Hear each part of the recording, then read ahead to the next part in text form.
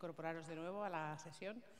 Si alguno no ha estado en la anterior parte, comentaros que hemos tenido diferentes presentaciones. Inicialmente nos han explicado un poco esto de la teoría, de las soluciones basadas en la naturaleza, la infraestructura verde.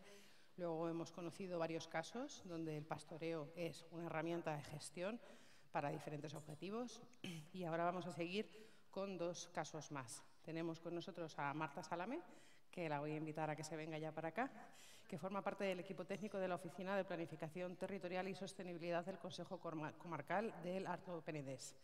Concretamente, ella lleva los proyectos de desarrollo rural, agrario y ambiental. Lleva 15 años como ingeniera agrónoma en la oficina y, de nuevo, nos va a contar un caso donde la ganadería extensiva es una herramienta para prevenir los incendios.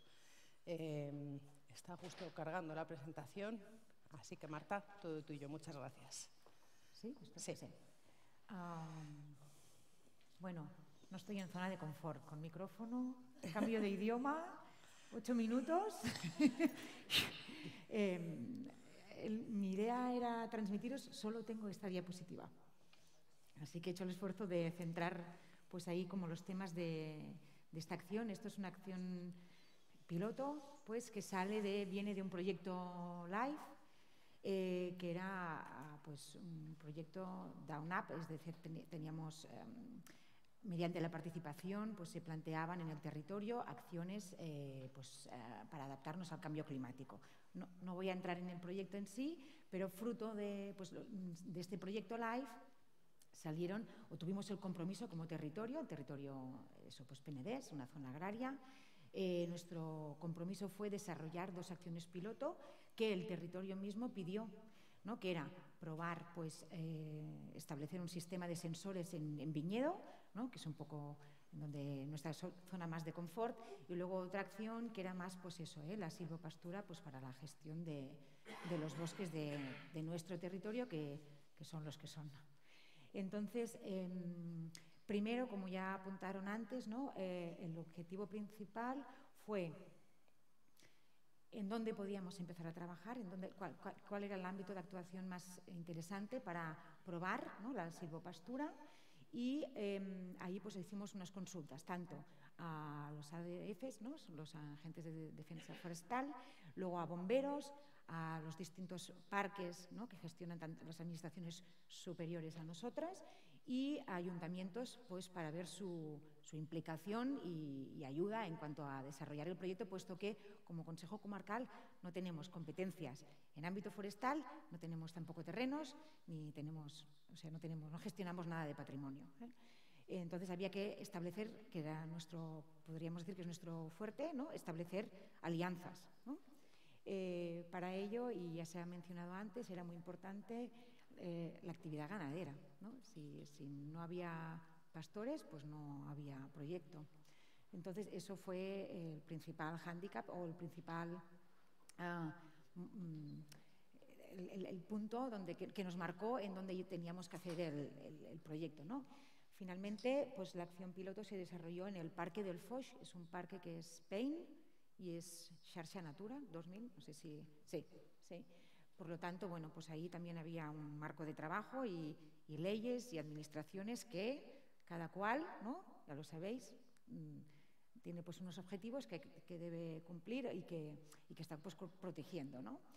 Entonces, allí, ¿qué hicimos? Bueno, nuestro principal objetivo fue, que creo que se ha ido diciendo, es, muy bien, vamos a ver, o queríamos desarrollar una acción, es muy pequeña esta acción, pero era una acción en la cual teníamos claro que lo que íbamos a intentar aplicar era desarrollar un sistema que pudiera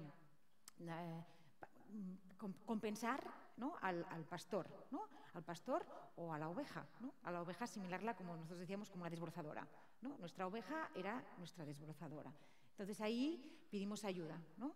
Pedimos ayuda al Centro Tecnológico Forestal de Cataluña, que con Marc Taüll, no sé si lo conocéis, bueno, Marc Taüll es un ingeniero de montes, hijo de pastor, y le pedimos que nos hiciera un poco este estudio y que pudiera, pues eso, concretar una propuesta, la que fuera, ¿no? Entonces, el centro pues, estudió, ¿no?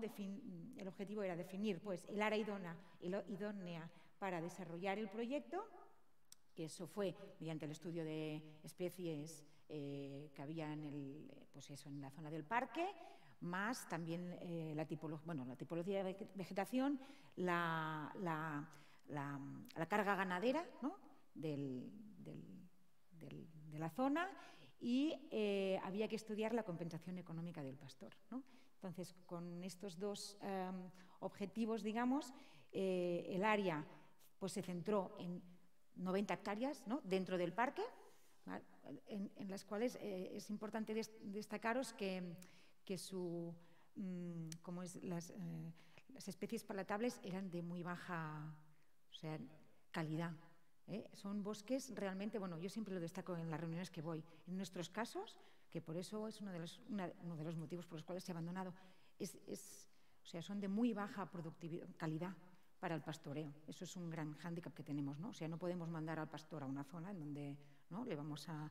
De hecho, este año están sufriendo mucho ahí.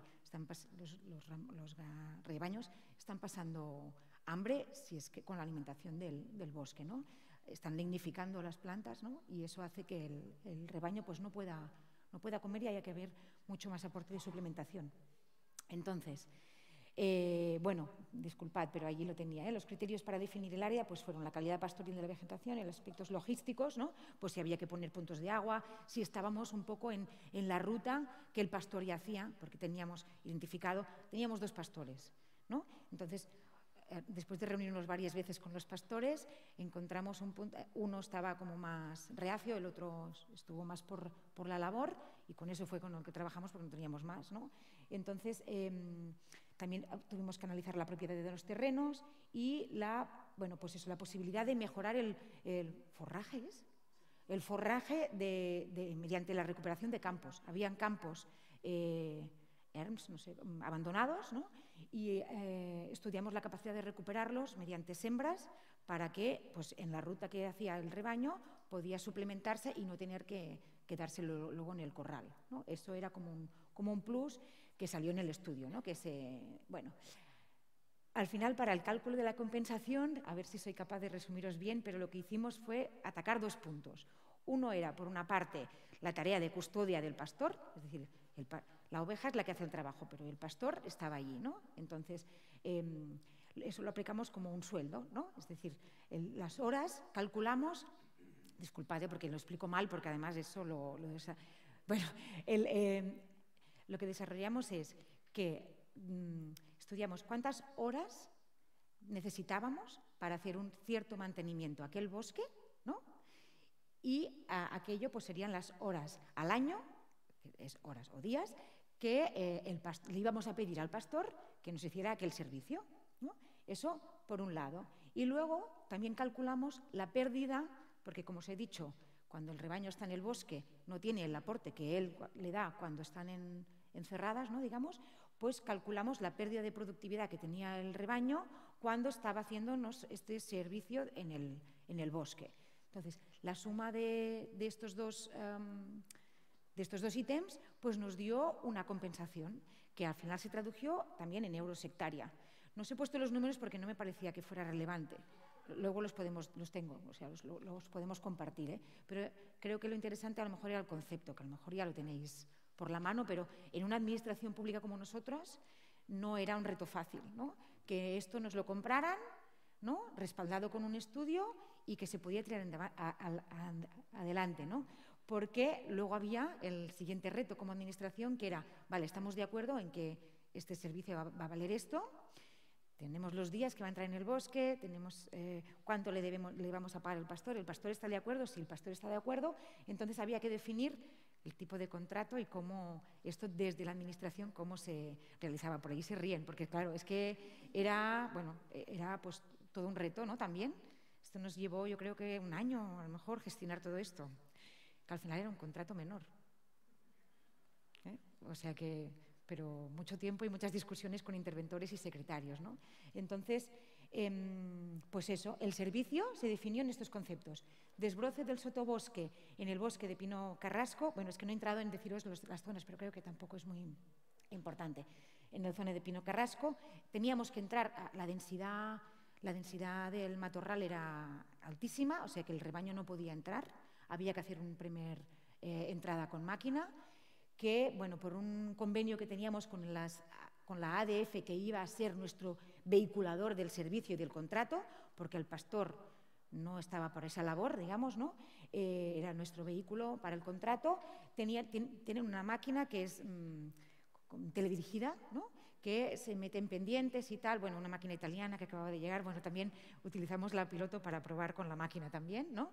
Pero bueno, nos pareció interesante aprovechar el marco de trabajo aquel y entrar con esta máquina. Por tanto, esta máquina entraba a hacer unos primeros trabajos. Luego estaba prevista, pues, la zona de maquia de encina que había.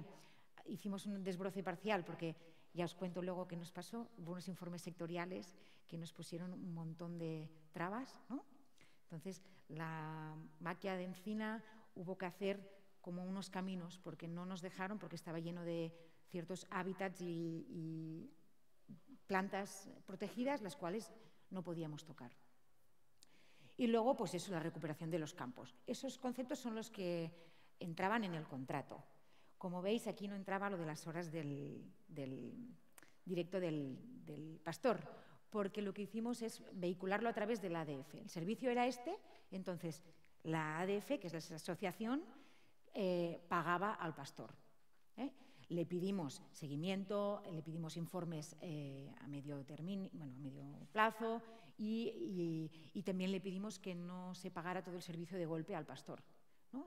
Hubo ciertos pagos en el tiempo a medida que se iban haciendo las actuaciones.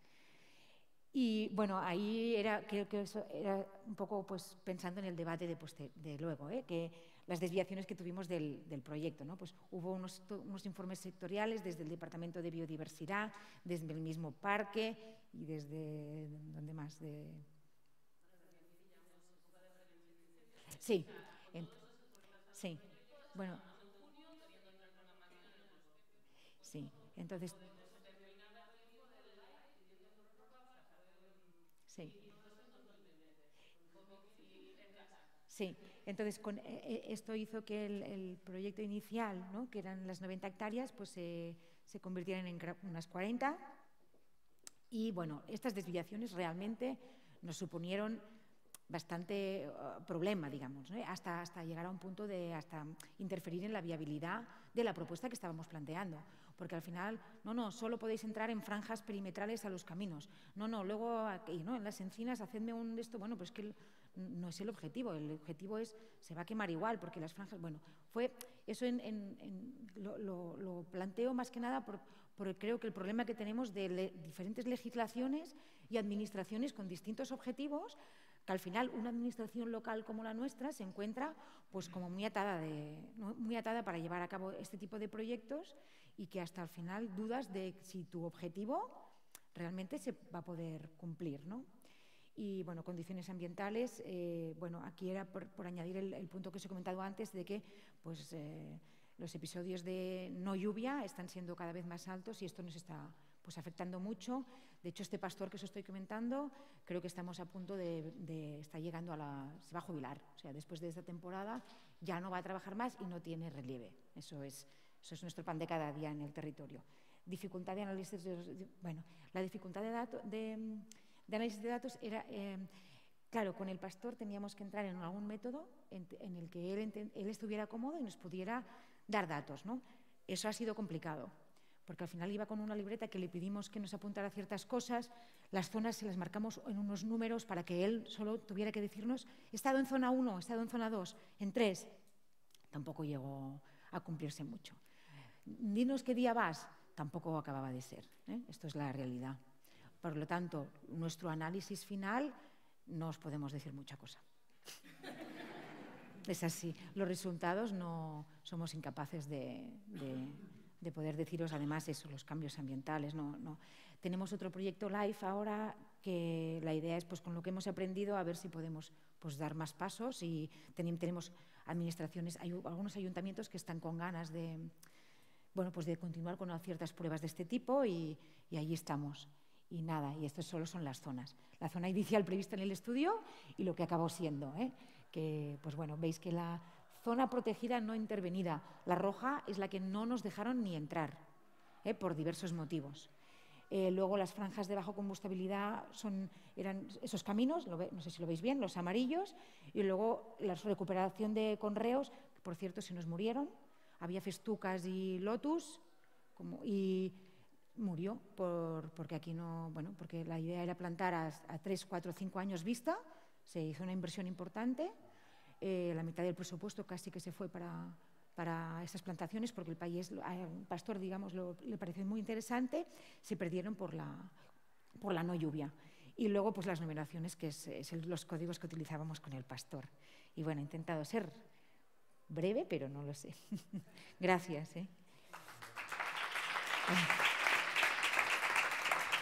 Muchas gracias, Marta. No os estoy midiendo a ninguno el tiempo, a ninguno os he dicho nada, tampoco lo haré con Ana. Bueno, Víctor, pero porque nos conocemos. Y porque teníamos el café y yo desde las 6 de la mañana, yo ahí en ayunas, necesitaba tomar algo. Bueno, pues tenemos a nuestra última ponente de la mañana, Ana Digón, politóloga, comunicadora, intérprete y traductora. Según he leído esto, además decía, qué bien, alguien que hable de cómo hablamos diferentes idiomas, ¿no? Científicos, administraciones, técnicos, empresas, y como cada uno hablamos un idioma, yo creo que no nos entendemos, y ese es parte del problema. Además, Ana es cofundadora y presidenta de la Asociación de Agricultura Regenerativa Ibérica, una entidad que lleva más de 10 años tejiendo redes, formando y conectando el ecosistema regenerativo en España y Portugal. Ahí es nada. Todo tuyo, Ana. Te he dejado justo para el final porque yo creo que puedes hacer una reflexión interesante con todo lo que hemos hablado esta mañana, justo previo al debate, y deciros además que espero que después tengáis muchas preguntas y reflexiones, que no se lo dejemos solo a los ponentes, que también la sala participe. Todo tuyo. Muchísimas gracias, Amanda, a todo el equipo de la Fundación y a todo el mundo implicado en este evento. Mil gracias por la invitación y vaya mesa que has juntado en unos pocos días, ¿eh? O sea, todo el equipo, Noelia, de verdad que encantadísima de escuchar a todo el mundo. Da esperanza escuchar este tipo de cosas, ¿no? A pesar de los obstáculos, ¿no? Entonces, pues yo vengo a aportar también eso, realidad, esperanza, retos, ejemplos ibéricos y hablar de una utopía en acción. Me ha encantado que el lema de este evento sea acción, porque es lo que nos hace falta. O sea, muchos estudios, muchas historias, mucho no sé qué, mucha palabra grandisonante, pero al final lo importante es ¿y qué estamos haciendo, no? En el campo, ¿qué estamos haciendo? Entonces, ahí, por eso digo, o sea, lo primero es que hay que cambiar de película mental y el protagonista de esa nueva película ha de ser el suelo. Andrés, antes lo hemos hablado en el café, es que es así. El suelo es el capital natural de todo productor y de toda la sociedad. Y es más, es que sin suelo vivo no hay vida en el planeta. O sea, así de claro. Punto pelota, y no lo digo yo. Esto lo dice la ciencia y es así, es una realidad. Entonces, este es el nuevo protagonista. ¿Por qué? Porque, en particular en Iberia, estos son datos oficiales, estamos perdiendo ese suelo fértil a una velocidad espectacular. Esto lo sabemos todos, ¿no? Pero está bien recordarlo. Esas zonas rojas están perdiendo más de 25 toneladas de suelo fértil por hectárea y año. Son 5 camiones de tierra que se van por cada hectárea cultivada. Eso es brutal, eso es tirar dinero a la basura y, desde luego, vida, ¿no? Esto desde el aire pues se ve así. Esto es el efecto de los suelos desnudos. Cuando llueve sobre suelo desnudo, hay una parte que sí que filtra, pero luego enseguida se sella ese suelo y se va. Y se va a los ríos y acaba en el mar. Y esto, a nivel de proceso geológico global, pues está bien, es lo que la Tierra lleva haciendo millones de años. Pero si nosotros queremos estar aquí un poco más, esto lo tenemos que parar. Y entonces, un suelo sano, un suelo fértil. Voy a hablar ahora de 7 M's en esta presentación, 7 M's. Y estas son las 3 primeras. Un suelo sano y fértil básicamente contiene estas 3 M's. Los minerales, que son los elementos químicos de la tabla periódica, la microbiología y la materia orgánica. Materia orgánica, todo lo que estaba vivo se murió. que es el hogar y el alimento de la microbiología, que es la que cicla todo. Y ahí está el punto. Tú puedes tener un suelo con mucha materia orgánica, pero si está muerto, no estás teniendo estos ciclos vitales. Esta es la clave. La vida es la clave siempre, ¿no? Entonces, para que esto, aquí tenemos ese suelo vivo, orgánico, fértil, en dinámica relación, que es el sustrato, el alimento, el hogar de las plantas. Y las plantas son las que profundizan, rompen compactación, generan unos ecosistemas brutales ahí en el suelo, que esa es la verdadera fertilidad y riqueza. Y encima del suelo están los animales. Los herbívoros han desarrollado con el suelo, con las plantas a lo largo de millones de años. ¿Y quiénes somos nosotros para pensar que somos más listos? Que lo vamos a hacer mejor con máquinas y con... Volvamos a qué nos dice ella, nuestra madre, la naturaleza, ¿no? Entonces, ¿quién aporta ese dinamismo y nutrición a la relación planta-suelo? El herbívoro. Y el herbívoro en movimiento. Y esta es la clave. Hemos separado plantas y animales, hemos separado animales entre sí y los hemos confinado y los tenemos en espacios todo el rato en el mismo sitio comiendo, sobrepastando. Este es el problema. Entonces, qué bueno, porque una vez que identificas el problema, la solución, ¿no? A esos herbívoros les acompañan las aves. Esto es natural, ¿no? Ellas están, lo hemos visto en los documentales, ahí encima del animalico, picando, comiéndose los insectos. Son desparasitadores naturales, las aves. Son parte también de esa salud, ¿no? ¿Cómo podemos reproducir eso, ese sistema natural en nuestras fincas? Con el ganado y con las aves. La clave está, ya os lo adelanto, en la cuarta M, que es el manejo. ¿Cómo manejamos estos seres para que nos nutran, para que nos regeneren el suelo? Y esta es la clave de la agroganadería regenerativa.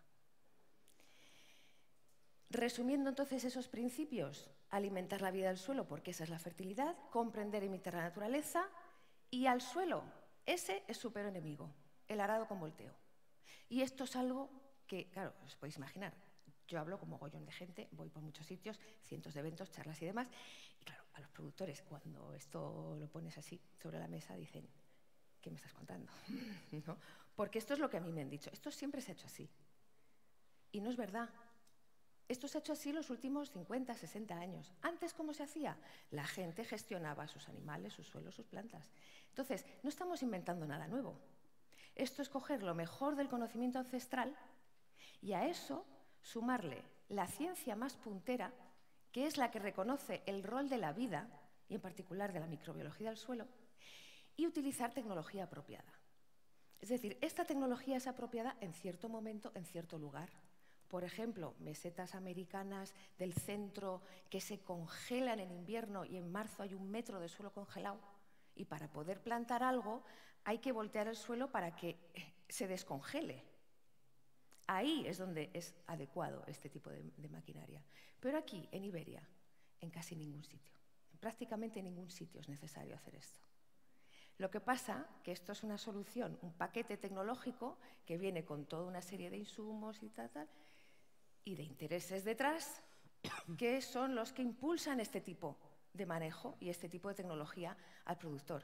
Que no es culpable, porque en algunos entornos se le culpa encima de esto. No, no. El productor ha seguido lo que le han dicho los técnicos, que a su vez han sido formados en instituciones, que a su vez han sido financiadas por intereses que son este paquete.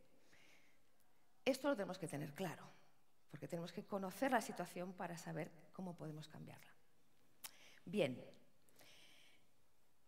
Clave de la regeneración, el ganado. Porque el ganado aporta nutrientes, aporta, imaginaos que el suelo vivo es como tu piel, ¿no?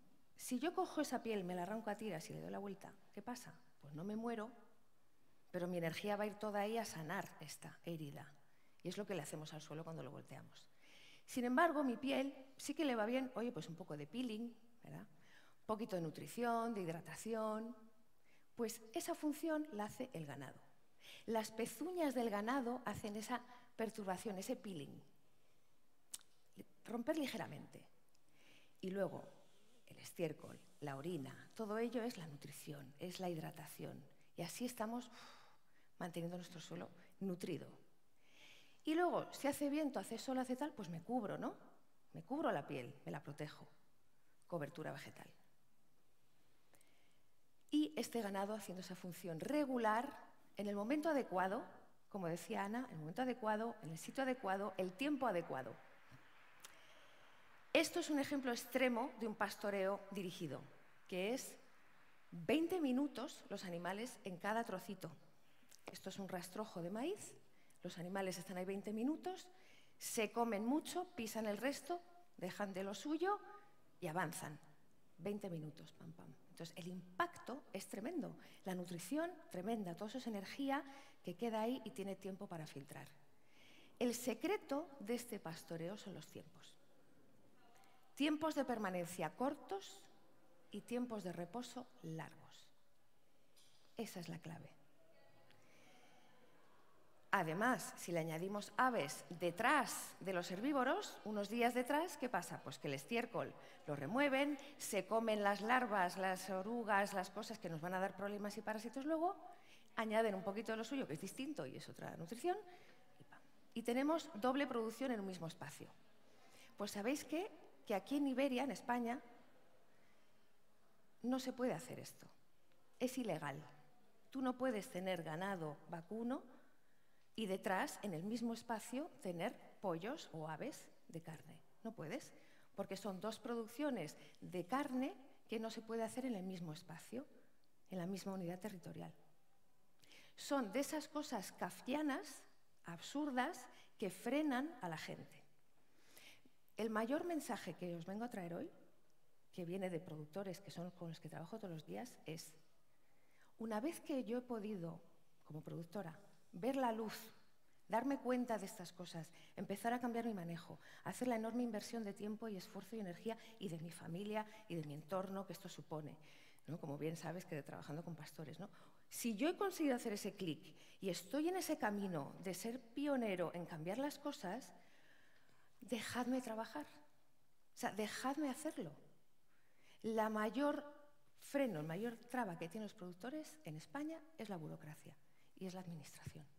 Y lo acabamos de oír en el ejemplo vuestro, que es que de verdad a mí eso me parte el alma de pensar en una gente tan capaz y tan estupenda como vosotras, ahí peleándose con papeles durante años para poder hacer algo que es de cajón, ¿no?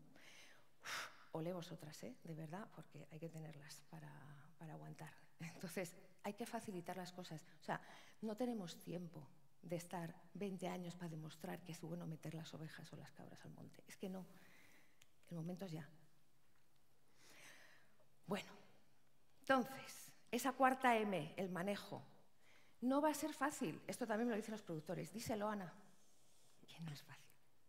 No es un camino de rosas, hay muchísimos obstáculos y os puedo decir que hay dos tipos de personas. Y esto lo hago mucho, hago dinámicas con los ganaderos, con los productores, y una de ellas es identificar qué tipo de persona soy. No lo voy a hacer con vosotros ahora, es muy divertida, es muy rápida, pero no lo voy a hacer por falta de tiempo. ¿O la hacemos? Es muy rápida, ¿eh? Tenemos ¿Sí? tiempo hasta las 2 de la tarde, así Bueno, que pues la vamos a hacer porque es que son 3 minutos y vais a ver, ¿vale? Venga. Muy divertida. Ponte con la persona que tienes al lado un momentito, ¿vale? Elige una persona, vosotros, vosotros, Te ha tocado, Diego. vosotras, vosotros, ahí, ¿vale? ¿Tenéis aquí pareja? ¿Sí? ¿Cada oveja tiene pareja? Estupendo. Bueno, pues imagínate, ayer llegaste a Zaragoza con tu compañero, tu compañera, nos fuimos de vinos, oye, nos vinimos arriba, nos compramos un billete de lotería y nos ha tocado. Y como nos vinimos arriba dijimos, como nos toque, nos vamos de viaje tú y yo, sí, sí. Pues os ha tocado. Tenéis 1 minuto para planificar ese viaje, el viaje de tu vida, ¿eh? Sin límite ninguno, ni de dinero, ni de los niños, ni de nada, ¿vale? ¿Dónde quiero ir yo el viaje de mi vida? La consigna es, primero, empieza el que tenga más pelo. En la cabeza, ¿eh? El que tenga más pelo. Calculadlo a ver quién tiene más pelo, más o menos. Bien. Ya sabéis quién empieza, ¿no? Bien, pues esa persona va a decir, vamos a el sitio de tu vida, por ejemplo. Vamos a Pakistán. Pakistán. Wow. Yo le voy a responder, si soy tu pareja, yo te voy a responder. Y tú me vas a responder. Y yo le voy a responder. Respuestas rápidas para ir creando este viaje en un minuto. La consigna es que mi respuesta tiene que empezar por sí, pero.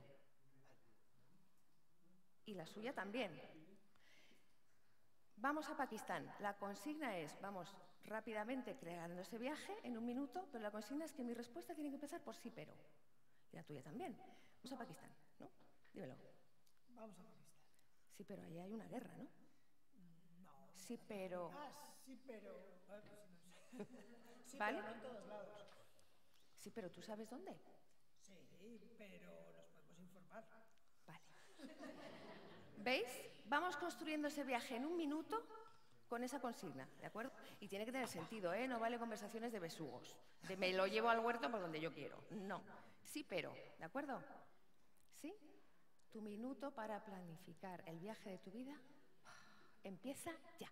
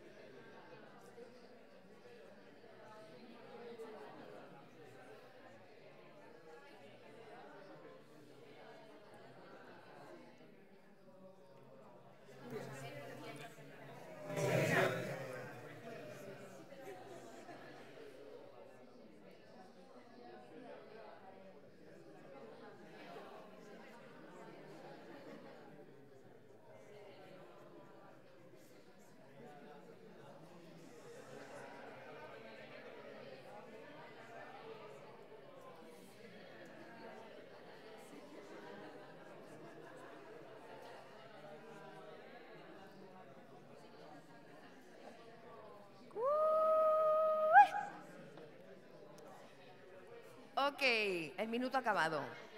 El minuto acabado. He oído mucho movimiento así, tal. ¿Cómo te sientes?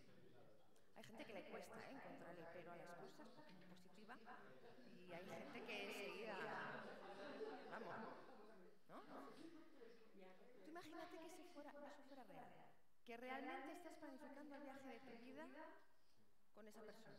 ¿Cómo te sientes ahora? ¿Me voy de viaje contigo? ¿No? ¿Cómo estoy? Ya está todo mellado, ¿no?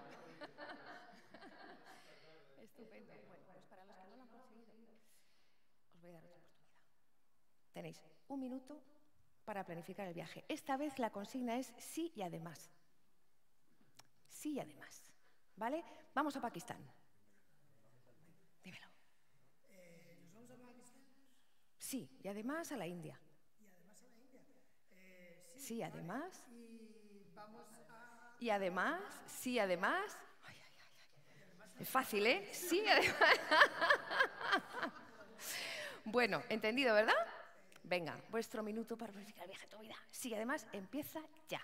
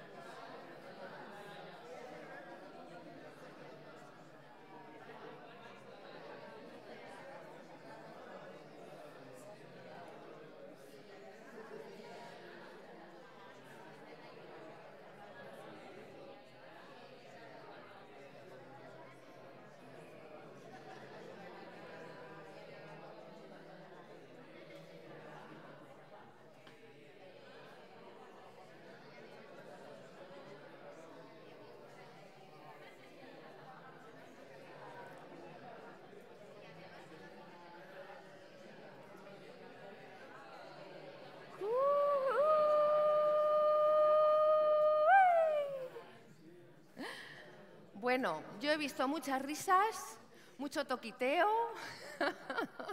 ¿Qué tal? ¿Cómo te sientes ahora? Mejor, ¿no? Comparativamente, muchas veces hago que la gente me diga, ¿no? Pues cómo me he sentido antes y cómo me he sentido ahora, comparativamente.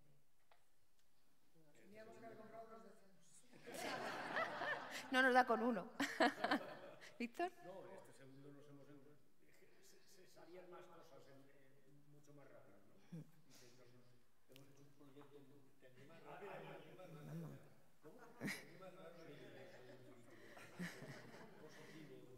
Sí, señor. Genial. Pues esa es la idea. La sensación es que un sí pero es un no. La energía del sí pero es un no. Y esto lo ves con un niño, muy fácil. Está lloviendo fuera, viene corriendo. Mami, quiero salir a correr en la lluvia, tal, al barro. Y le dices, sí, pero ponte las botas y que tu hermana vaya contigo. ¡Olín! ¿Por qué me tengo que poner las botas? Y siempre tiene que venir conmigo. Y la tienes liada. Si te dice, ¿qué quiero salir a hacer? Dices, sí, y además nos ponemos las botas, y además tu hermana va contigo. ¡Bien! O sea, pruébalo, pruébalo. Que los niños son muy receptivos a la energía, y nosotros también, lo que pasa es que lo tapamos más. Cuando tú tienes una conversación con alguien que es de sí pero todo el rato, te vas frustrado, te vas cansado y dices, ay, no sé por qué esta persona me agota, no me apetece. El sí, además, es el, reconozco lo que tú dices y le sumo. Os reto a que cada vez que vayas a decir sí pero, porque en español lo hacemos mucho, empezar las frases con sí pero, ¿verdad? Está alguien hablando y la gente, sí, pero es la energía del no, cuidado. Es que lo hacemos todo el rato y no nos damos ni cuenta. Te invito a que a partir de ahora, cuando te vaya a salir un sí pero por la boca, digas, a ver, ¿cómo lo transformo en un sí además? Y os garantizo que el 99% de las veces se puede hacer. Porque no estás negando lo que esa persona dice en realidad, sino que le puedes sumar. Es tremendo, el cambio personal que esto supone. No te digo ya si abordas el sí pero interior, el que tengo yo conmigo. Ese ya es el mayor factor limitante ever de la vida, mi sí pero personal. Yo haría tal pero, no soy lo bastante lista, no hablo idiomas, no hago esto. Freno, claro. Y esto es lo mismo a la hora de cambiar de manejo, de hacer una agroganadería diferente.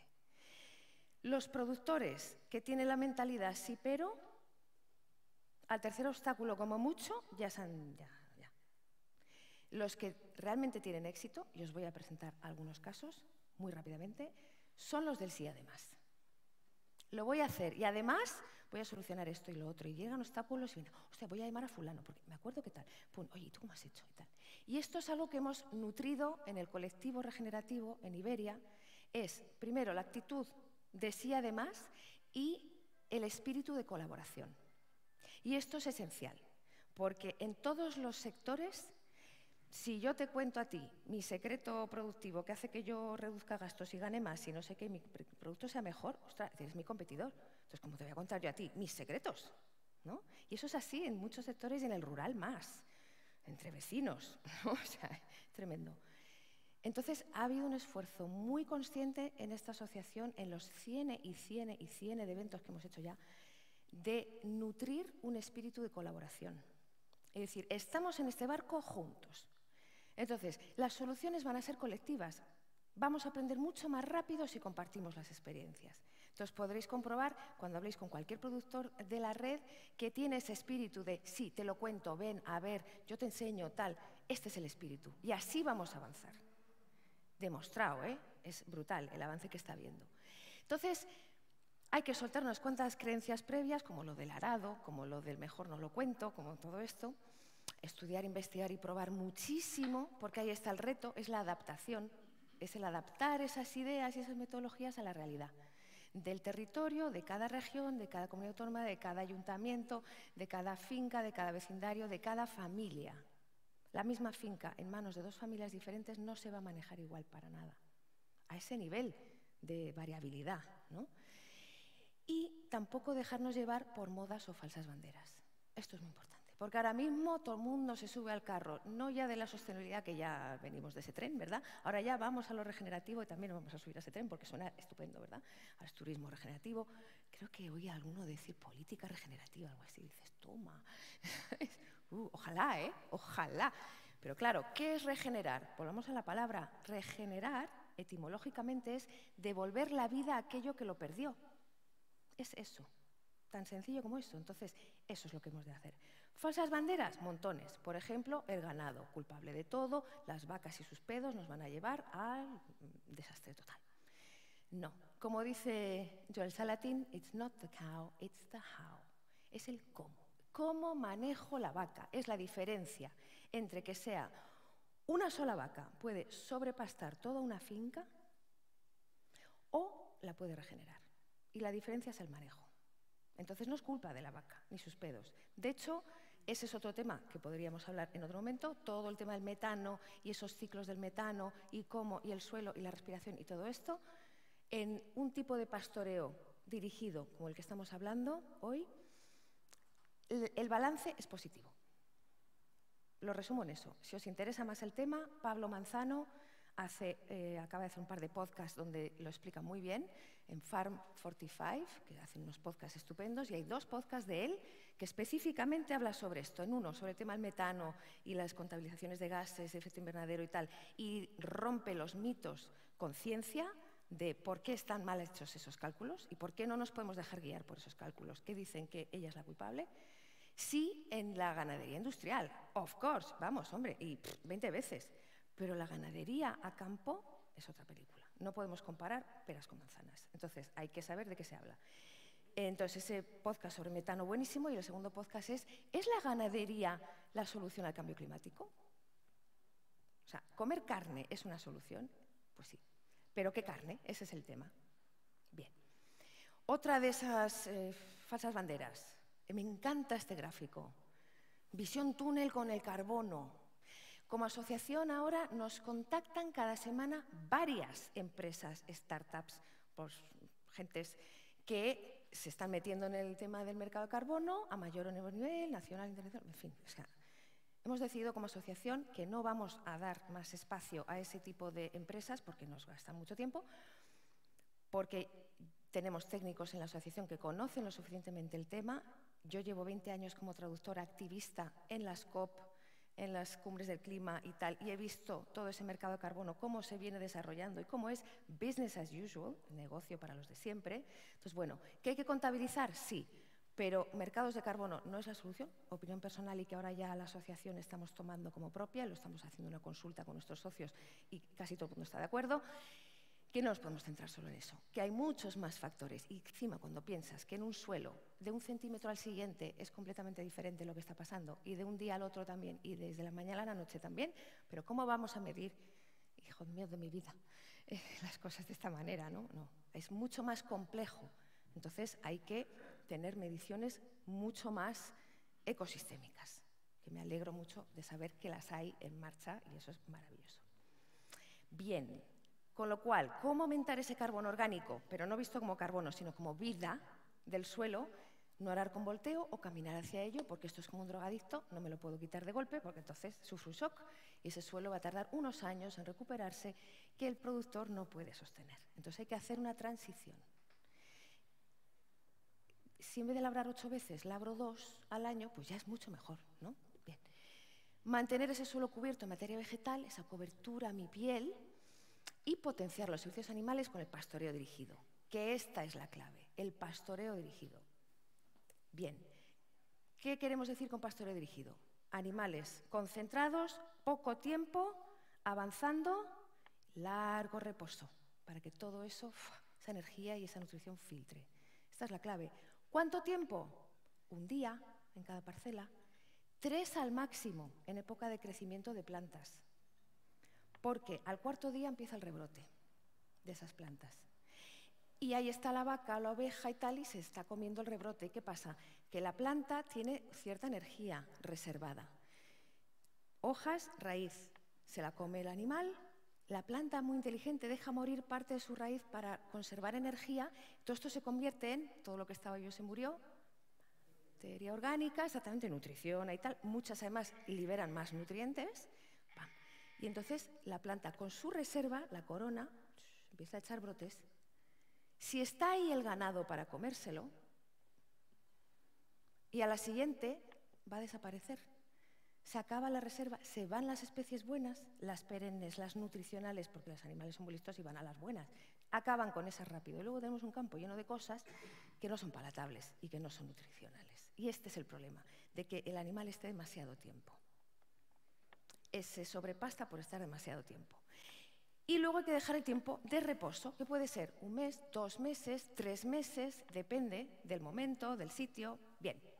Entonces, el primero que empezó a hablar de esto en Iberia fue Darren Doherty, este australiano. Yo, como su traductora, esto hace 15 años, a mí se me cayeron los palos de sombrajo. Dije, pero a ver, esto es la leche. Ahora, no es nada nuevo. Este hombre australiano, en su casa, su abuelo tenía un libro sobre la dehesa española y ibérica y la transhumancia. Y él creció viendo este libro y cuando vino a Iberia por primera vez dijo, es aquí. Y cuando vio el estado de las dehesas dijo, Dios mío.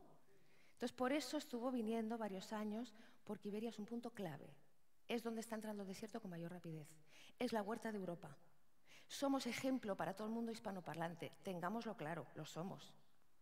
Entonces, aunque no nos lo merezcamos, pero lo somos. Entonces, ostras, él dijo aquí. Entonces empezó a venir, yo la suerte de ser su traductora, y dije, esta es mi misión de vida, que la gente entienda esto y se entere de esto. Y apoyar a productores que quieren hacer este cambio. Entonces, gracias a él vinieron más fantásticos formadores y diferentes formas de manejo del pastoreo. Manejo holístico, con Alan Savory, que seguramente habréis oído hablar todos. Si no, esto es una forma de toma de decisiones y un pastoreo siguiendo esas máximas de poco tiempo, largo reposo. Con su plan de pastoreo, plan financiero, la familia en el centro. Aquí tenemos plan de pastoreo complejo, todos unos procesos complejos. Esto no es sencillo, esto hay que hacerlo bien y requiere mucha observación y mucho estudio. Pastoreo racional Voisin, otra forma de pastoreo regenerativo, que Voisin fue el francés que en los años 50 desarrolló toda esta visión y diferentes, Alan Savory se basó en él, el profesor Piñeiro también, él estuvo viniendo aquí a España 5 años hasta que falleció, y él, una de sus frases era, todo esto hay que hacerlo, sabemos hacerlo ya. Ya sabemos hacerlo, la cuestión es querer. Y le decíamos, ¿y cuándo, profesor? Decía, ¿cuándo? Antes de ayer a la mañana. Había que empezar con esto. O sea, bien, él desarrolla en esta parte de realmente entender muy bien esa relación suelo-planta-pastado. Esto es una finca en pastoreo racional Voisin, como veis, esto es el Fórmula 1 del pastoreo, digamos. Luego está las granjas polifacéticas, donde tienes ganado, vacuno, ovino, después tienes las aves, ¿no? Que es esa imagen tan bonita, fijaos, vacas por delante, que no se ven, pero están por delante, pollos por detrás. Esto es una operación que genera millones de dólares al año, ¿eh? O sea, esto no es un huertín. Con los pollos detrás tienes varias producciones y fijaos abajo a la derecha cómo está rebrotando. Esto está constantemente ganando fertilidad. Era un campo de piedras cuando lo cogió con su padre hace 50 años y tiene 1 metro de suelo fértil. Esto es asombroso, ¿no? Y además produciendo muchísimo. Esto es ilegal en España. No se puede tener un gallinero con madera, no se puede tener los pollos detrás de las vacas, ¿no? Complicado. Con ese manejo queremos llegar ahí, a que el sistema esté captando carbono, captando gases de efecto invernadero en vez de emitirlos. Y de paso, además, incrementamos el agua en el suelo, lo cual es esencial en Iberia ahora mismo. Entonces, 500.000 de litros si consigues capturar un 4% más de carbono orgánico en tu suelo. 500.000 de litros por hectárea. Eso es resiliencia ante los cambios. Si además haces un diseño y manejo hidrológico siguiendo a Yeomans y la línea clave, entonces ya miel sobre hojuelas, porque ya estás gestionando el agua que te caiga de lluvia y además muchas veces torrencial, cada vez más, pues lo gestionas bien. Y se crean paisajes así, tan bellos, van con la orografía, el terreno, no líneas rectas para abajo, que se me va todo el agua para allá. No, una cosa bella, una cosa que reparte el agua de forma con gravedad. Estos entonces son un resumencito de algunas de esas técnicas que aquí en Iberia consideramos que son agricultura regenerativa, en otros países lo verán diferente, pero aquí lo vemos así. Y todo pasa por cambiar la quinta M, que es la mentalidad. La clave, es lo que os decía, sí, pero sí, además, es eso. Entonces, productores pioneros que lo vieron claro desde el principio y sí, además, todo el camino, all the way. Antonio Gómez de la Solanilla, que muchos conoceréis, aquí juntándose productores pioneros con maestros, aprendiendo. Aquí os voy a poner 2 o 3 ejemplos muy visuales. Esto es una dehesa de un vecino y del otro. Aquí ha habido 5 años de pastoreo dirigido con caballos y seguido por vacas, haciendo el repaso. Y resiembras en algunas zonas. La derecha es ganadería extensiva. Los animales sueltos, sin control. Es decir, dentro de la ganadería extensiva hay muchas formas de hacer. Y la que podemos llamar de Cristóbal Colón es la de dejo los animales ahí en octubre y vuelvo en marzo a ver qué me encuentro, ¿no? O sea, no. Los animales hay que manejarlos y pastorearlos para que no dañen, sino que nutran. Y este es el ejemplo de ello, un camino. No hay nada más que separe que el manejo y 5 años de diferencia. Imaginaos, esto es a principio de la primavera. Aquí tiene una de comida y ahí solo tiene plantas fosilizadas y malas, además. Ese año hubo una sequía. Este señor allí tuvo que alimentar a sus animales 11 meses del año con heno, 300 vacas, pastizal. Este, teniendo 3 veces más animales por hectárea, solo tuvo que alimentarlas durante 2 meses. Esa es la diferencia, es brutal. Y en el suelo se ve así, esto en superficie es el mismo sitio, así se ve, y fijaos, metiendo en el suelo, fijaos, aquí se está construyendo suelo fértil, todo eso negro es suelo fértil, en 5 años, es brutal.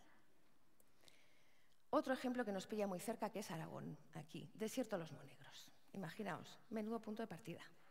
Esta es mi finca, a ver qué hago. Sergio Alierta, ganadero, veterinario, profesor en la Universidad de Zaragoza. Él tenía que estar hoy aquí y no ha podido porque está con sus vacas.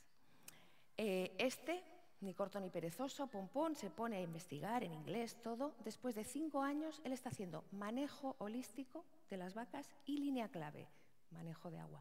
Solo con esas 2 cosas, sin resiembra ni nada, fijaos, en 5 años la diferencia, en el desierto de los Monegros. Brutal, ya está. Cuando puede, y si le conseguimos sacar de ahí, explica, y de maravillas explica. Y lo más bonito es que este es su hijo, quieren continuar. ¿Para quién estamos haciendo las cosas? Esta mañana leía una cifra. Dentro de 10 años, el 65% de los productores se habrán jubilado. Hacen falta, en solo una región de España, de donde está esta cifra, 1.500 jóvenes que se incorporen en ese tiempo. Se me ponen los pelos de punta, porque ¿quién se quiere incorporar a algo tan complicado? Bueno, hay que generar ilusión y hay que generar posibilidad. Mundos nuevos en Badajoz. Aquí no se ve muy bien, pero 8 años de diferencia de manejo. Ahí a la derecha, con esto. Aquí están gastando pasta a mansalva y ahí solo con energía solar.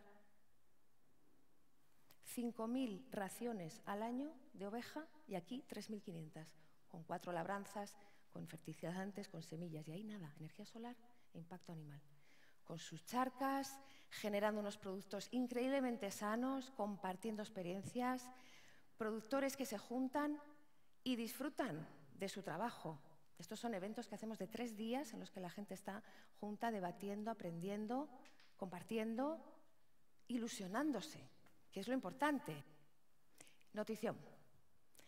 Como todo esto, la regenerativo, tiene ahora mucho tirón, pues decidimos el año pasado, con esto acabo, ¿vale?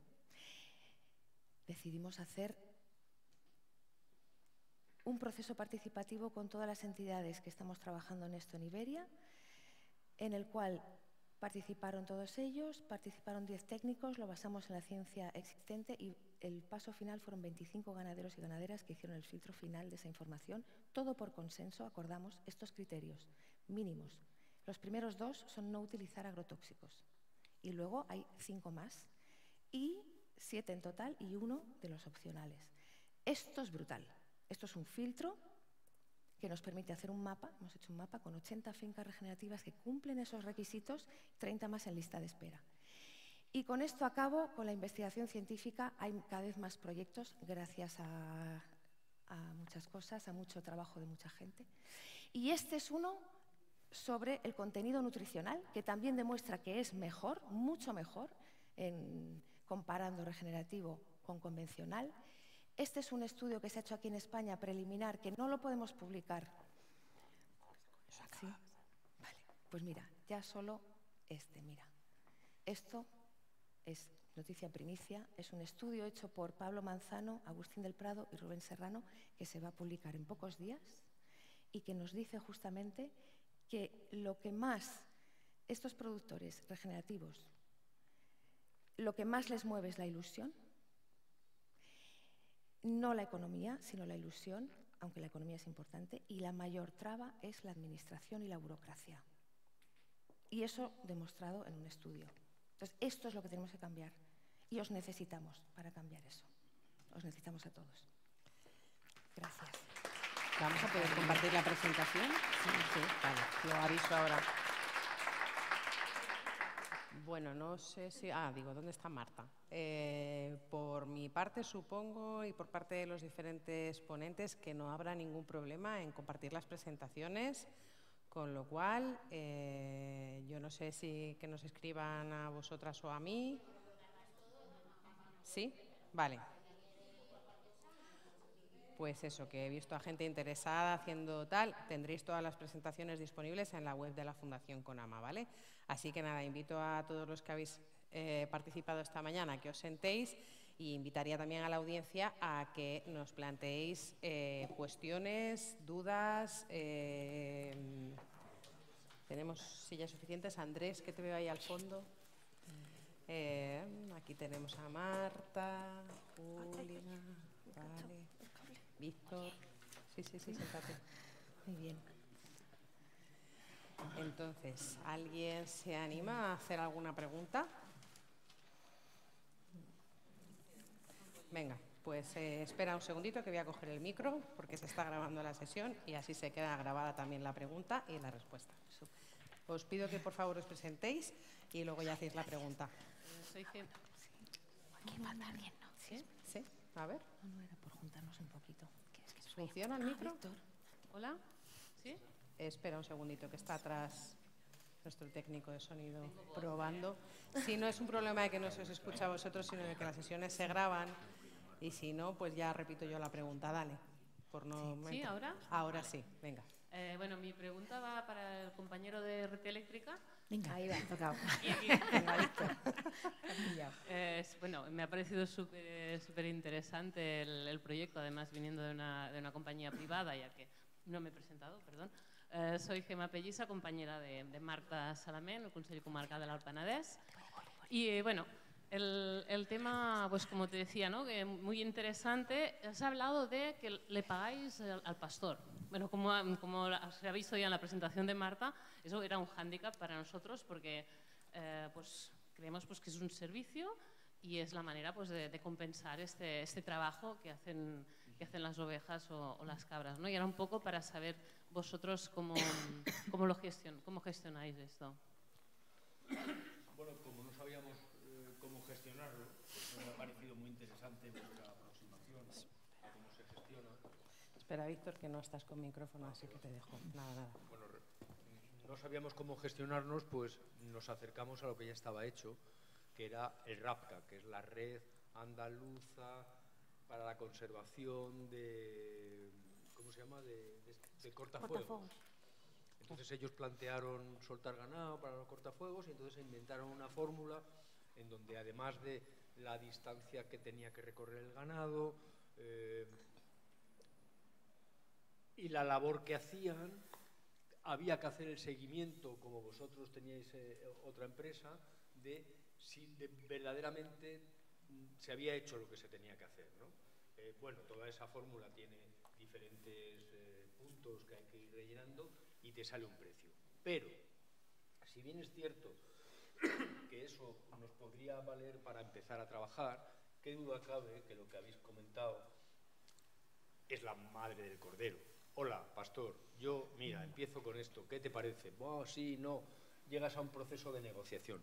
Como los procesos de negociación son largos, pretendimos llegar con esta fórmula. Pero la empresa agroecológica que nos hace el seguimiento, en este caso de La Rioja, que se llama Agrovidar, que es una empresa de La Rioja, pues claro, veía si ese trabajo se hacía, concretaba el plan de pastos, tú vas a estar 20 días, vamos a recorrer 13 hectáreas, vamos a recorrerlo durante tanto tiempo, qué duda cabe que los días no son iguales unos a otros y la primavera con poca lluvia también confirmamos esos resultados, que es que con poca lluvia, aumento de temperaturas, las plantas se ponen como más tochas, crecen mucho más y el desbroce tiene que ser más constante. Todo esto podría cambiar los precios, pero partimos de un precio inicial de que usted, señor pastor, pones a nuestra disposición tu ganado. Y eso, en el caso de León, donde estamos haciendo otro proyecto replicado de este, hemos empezado con una cantidad un poco mayor de dinero frente a las ovejas y frente a los potros, que estamos haciendo el trabajo en otro lado. Todo esto, por ejemplo, lo de las ovejas en Rioja salió a 107 euros la hectárea, que quiere decir que al final del año el pastor podría recibir en torno a 1.700 euros. No sé si es mucho o es poco, pero era la posibilidad de, sin llegar a entrar en negociaciones, la empresa agroecológica, que, bueno, la llamo agroecológica pero porque es así, pero es una empresa que puede ser una asociación o lo que sea, que tome datos, haga el seguimiento y hable de dinero, ¿no?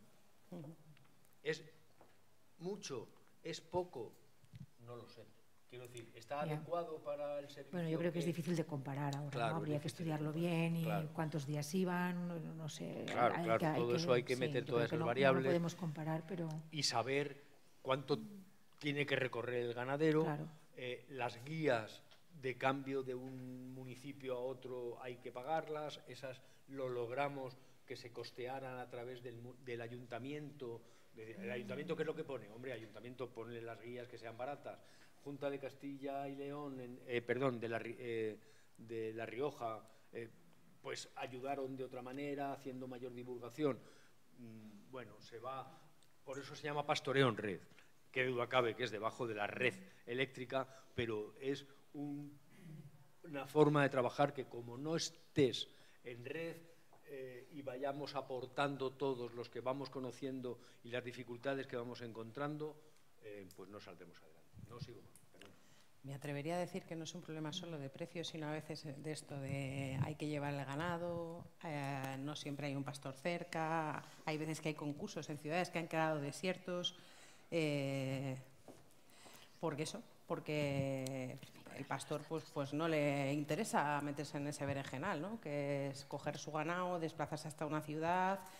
Y bueno, pues por mucho que nos parezca una herramienta fantástica, hay retos que no hemos resuelto. Andrés, ¿querías comentar algo? Sí, yo quería, con respecto a lo que he estado escuchando, tres razonamientos o tres ideas que me han surgido, ¿no?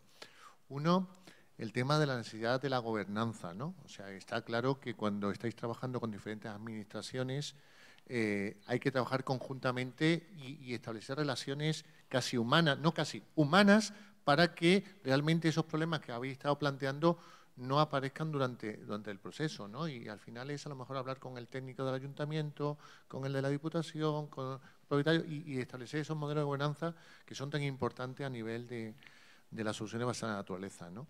Luego, el otro tema que me parece muy importante a la hora de estos territorios es la aceptación de personas con conocimiento de otras partes que llegan aquí para poder trabajar. Y me explico.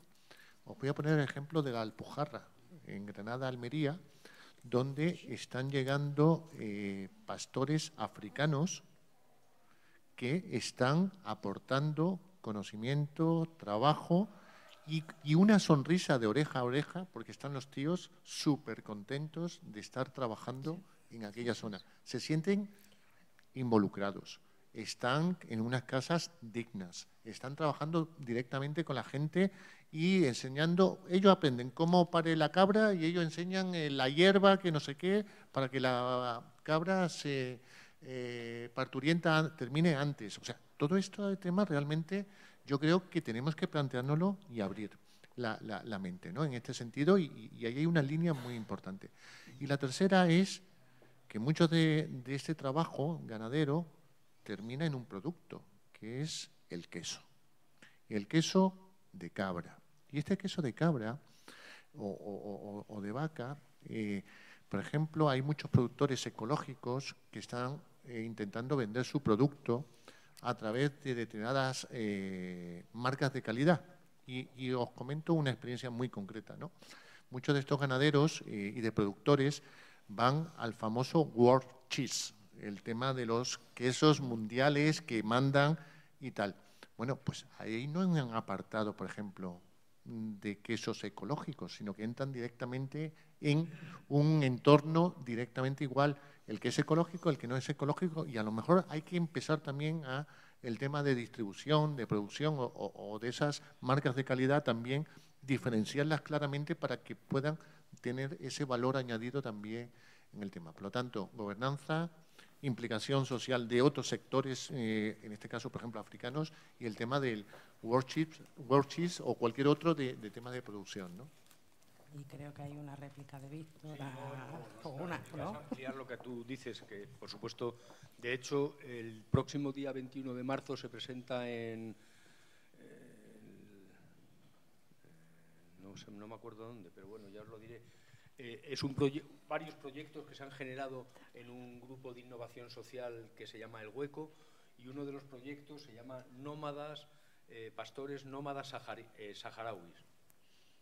Bueno, dado que no nos hemos portado muy bien políticamente con los saharauis, pero hay un aporte económico más notable que antes, se ha generado este proyecto que es, como decías tú, traemos a los chavales saharauis que saben lo que es una vaca, más una cabra y una oveja, los traemos a España en ese mismo planteamiento que hay, traer a familias y a críos para que estén con familias españolas, traer a pastores para que trabajen con pastores de aquí, que les enseñen no lo que es una oveja, pero sí el territorio, y además puedan tomarse una semanita de vacaciones, que les viene bien a los pastores también un poquito de conciliación en ese aspecto.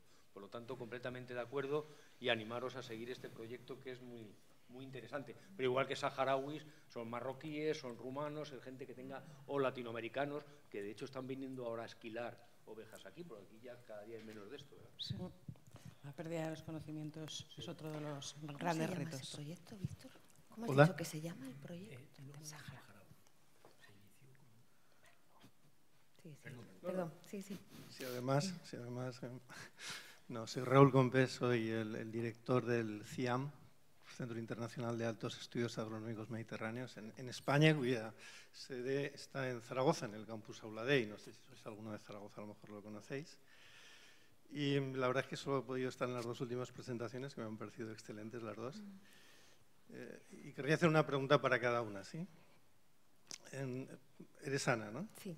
Ana, escuchándote, yo que vengo del mundo de la ingeniería agronómica, ¿no? Y he trabajado mucho en economía y política agraria, la política agrícola común, ¿no? La última reforma de la PAC 23-27, que ha enervado a casi todos los productores porque la consideran demasiado ecológica, ¿no? Es decir, donde los requisitos, que además viene acompañada de un paquete de medidas, la estrategia de biodiversidad, etcétera. Entonces, claro, escuchándote a ti, uno tiene la sensación de que se está muy lejos todavía desde el punto de vista regulatorio, desde el punto de vista de las prácticas que se pueden hacer.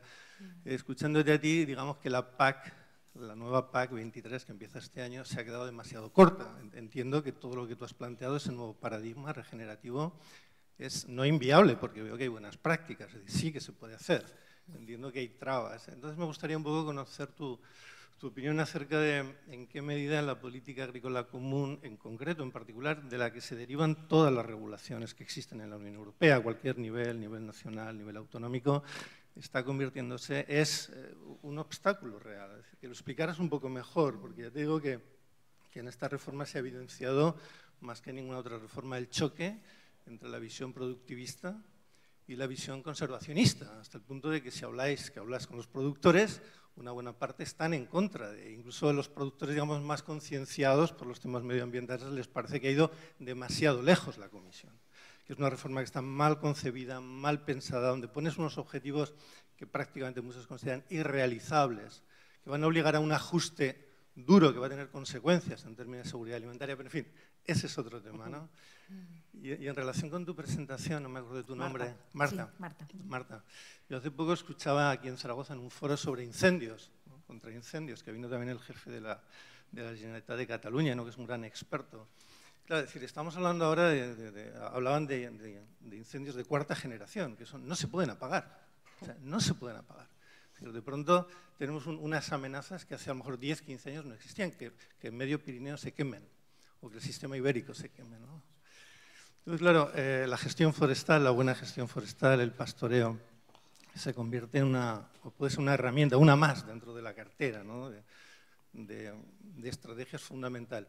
Cuando has puesto los bomberos, ¿no? Me ha llamado la atención que has puesto los bomberos en la primera columna, Es decir, son receptivos, es decir, entienden, y las demás autoridades, ¿no?, locales que tienen competencias, ¿no?, locales, comarcales, provinciales, son conscientes de que hoy puede ser que la estrategia para prevención de incendios es casi el objetivo número uno, y que una herramienta como la vuestra, que yo no sé si es muy escalable o no, para poder gestionar, porque claro, realmente el tema forestal y el tema de los incendios es apabullante cuando ves las cifras de lo que pueden hacer las administraciones para prevenir, para extinguir, son gotas de agua, ¿no?, ante la magnitud del reto. ¿Cuál es un poco la sensibilidad que habéis captado desde el punto de vista del riesgo de incendios y cómo vuestra pequeña iniciativa puede contribuir o no? Bueno, gracias. Gracias. Gracias por la pregunta. Desde luego la PAC, temazo, ¿verdad? Temazo. Pero El tema. que así resumidamente, desde esta visión que vengo a comunicar, pues es una oportunidad perdida de realmente ir más allá en ciertas áreas y no ser tan restrictivo, burocrático, forzando en otras. Entonces, se dan situaciones como, por ejemplo, que ahora se promueve que haya coberturas vegetales entre los cultivos leñosos, pero se penaliza el que tú gestiones esas coberturas con ganado. Y se premia que lo gestiones con maquinaria. Entonces, es como este tipo de situaciones que es como no ayudan a los que están intentando hacerlo bien o lo mejor que pueden, y sin embargo penaliza a gente que es un salto muy grande el que tiene que dar para ir hasta allí. Entonces, ojalá se pudiera revertir ciertas cosas, pero es lo que hay, y creo que la formación y el acompañamiento de los productores para que realmente asuman ese rol que tienen de cuidado del territorio y de dejar las cosas mejor de lo que se lo encontraron, porque ahora se puede hacer, es esencial. No les podemos dejar ahí abandonados a que ahora de repente me toca adaptar a esta PAC, que encima nadie sabe muy bien exactamente lo que significa, ¿no? Hay muchísimo debate y duda en cuanto a esto que significa, y potenciar esos ejemplos positivos haciendo esos cálculos de cuáles son los ahorros que tiene un productor cuando a medio, largo plazo está haciendo otros tipos de manejos. El ahorro a veces es muy inmediato, pero sobre todo es a medio, largo plazo. Entonces, esos ejemplos buenos que hay, que aquí hay unos cuantos en la sala, el poder mostrarlos, contabilizar esos ahorros y esos beneficios, el poder premiar esos servicios ecosistémicos, ¿no? Y acompañar con formación y con acompañamiento y con comprensión. Los técnicos muchas veces se ciñen a lo que pone el libro, a lo que pone la norma y a lo que yo interpreto lo que pone esa norma, y la misma norma en manos de diferentes técnicos se interpreta de forma diferente también, lo cual es un reto para los productores. Entonces hay zonas donde se permiten más cosas, digamos, y zonas donde menos. Para flexibilizar y para permitir a los técnicos la adaptación a las condiciones territoriales para ir lo más lejos posible. Sí, y a la vez el tema, pues, el número de días de ocupación de las parcelas, eso también ha sido algo un poco que es difícil después para la gente de comprender y de aplicar. Es decir, sí va a facilitar, es mejor de lo que había, pero digamos que hay que hacer mucha pedagogía entre los técnicos para que puedan acompañar realmente las experiencias y no hacer, esto tiene que ser así, porque no, ¿sabes? Sino que haya más flexibilidad también, más acompañamiento de, bueno, tú lo estás haciendo bien, pues ¿quieres hacer esto? Vamos a hacer un programa piloto, ¿no? Por ejemplo, hay una experiencia de arroz ecológico que está en regenerativo, que han metido 50 patos en el arrozal, que se comen la mala hierba y los bichos, es una labor fantástica, y encima dejan ese estiércol. Bueno, pues con la maravillosa experiencia, la Generalitat justamente dice, no, pero es que no podéis hacerlo, no es legal. Lo van a hacer igual, han decidido que lo van a hacer igual porque tienen ese coraje de romper el molde, de decir, bueno, pues ahora ven a decirme que esto no, porque tengo datos que demuestran que sí funciona, pero son muy pocos los que tienen ese coraje. Entonces hay que acompañar a los que están en un camino y ahora mismo bastante perdidos con qué puedo hacer y qué no puedo hacer y cómo lo hago mejor. Al final sería tener claro, bueno, no sé, los que trabajamos con la gente, ¿no? Te das cuenta que pues eso es un problema. Al final es que está todo maquillado. el modelo no está claro, no están defendiendo un modelo que es el que tocaría, ¿no? Es que no sé, no lo podemos decir más claro ya, ¿no? Los lobbies que hay son los que hay y ya está. Y entonces, pues eso, tienes que estar ahí al lado de alguien que está arriesgando, ¿para qué? O sea, bueno, no sé, yo a veces entro ahí en un bucle complicado porque no se entiende. No se entiende. Hemos estado en un proceso de 10 años llevando a 6 criadores de una raza autóctona de pollo que está en extinción en Cataluña. Son, no sé, son héroes. Son 10 años para conseguir un distintivo de calidad con una protección súper interesante. Son héroes. Y dices, yo no lo entiendo. Yo sinceramente no entiendo. No pueden meter ¿cómo se lo he escuchado? Un matadero. No pueden meter un matadero móvil, son 6. No conseguimos activar un matadero que tenga cierto sentido. En cambio, estamos promocionando otro tipo de proyectos. Eso es así. Es así. Entonces, ¿cómo podemos hacer para revertir esto? Yo no lo sé. Es que no lo entiendo. No sé cómo habría que hacerlo para revertir según qué iniciativas. Hay un estudio que dice que para cambiar el modelo productivo de un país, si se tuviera la voluntad política de hacerlo y administrativa, requeriría 10 millones de euros. ¿No tenemos 10 millones de euros? ¿Tenemos? Imagínate. Entonces, ¿dónde está yendo la gran cantidad de ese dinero? O sea, porque no está apoyando al productor. No le está apoyando. Se queda por el camino. Se va diluyendo y cuando llegas al productor, además es todo eso muy contradictorio, ¿no? Las políticas que se le aplican ¿no? La PAC, luego ¿no? Te vas al departamento y el departamento allí, una persona técnica con su legislación y va allí, hará la inspección y ¡pam! ¿No? Y cuando se encuentran los patos, pues a ver qué pasa, ¿no? Y no sé. Respecto a los incendios, ya no me acuerdo de la pregunta. Si habéis visto sensibilidad en las instituciones cuando planteáis en general de los cuerpos sí, porque detrás de estas administraciones hay personas también, ¿no? Como los pastores son personas, la gente de las administraciones también son personas. Las iniciativas se ven bien, pero luego cada cual se cubre sus espaldas con sus objetivos y su departamento y sus normas, ¿no? Y ahí es donde empezamos a... Ay, disculpa. Y ahí es donde empezamos a... No sé si chocar o... Hay ahí los objetivos de uno no son a lo mejor los mismos del otro, ¿no? Porque ahí en el parque nos encontramos con mucha... Eso, era PEIN, era no sé qué. Luego había los agentes rurales, luego había el Departamento de Agricultura, que también... Y entonces, y además nosotros como administración tampoco podemos hacer nada ilegal. O sí, pero disimulando. Y además, cosas que me han pasado a mí con la administración, claro, es que la conservación de la naturaleza lo llevan unos y la prevención de incendios lo llevan otros, ahí. Que no suelen tener los mismos objetivos ni los mismos criterios. No, es eso. Mientras que los incendios de cuarta, quinta generación... con esto, prevención de incendios con la ganadería, mire usted, no me cuente milonga, no se van a prevenir incendios. Lo que vamos a poder hacer es, si esto está trabajado por el ganado, cuando lleguen los bomberos podrán meterle mano al incendio, porque si no se come esto antes, ni bomberos ni nada, habrá incendios terroríficos. Pero cuando vas a echar el ganado, incendios te dice que te lo comas todo, incluso si puedes echar un poquito de cemento mejor para que no se queme nada, y medio ambiente te dicen, no, aquí es que hay euforbia campestris, cuidado, que no se puede uno ni mover. Sí, es así. Así es. Quiero decir, lo hago es así. un poco de pero es así, pero es así. Entonces, cuando tenemos tantísimo interés en generar una serie de proyectos que sabemos por la bibliografía, por nuestra formación, porque esto no es nuevo, que esto es bueno, pues llega un momento en donde tú lo has contado muy bien, por pitos, por flautas, o por que se te jubila el pastor, que esa es otra, porque no viene el recambio, que esa es otra, porque mientras tanto, pitos y flautas, pues se nos va quemando el terreno.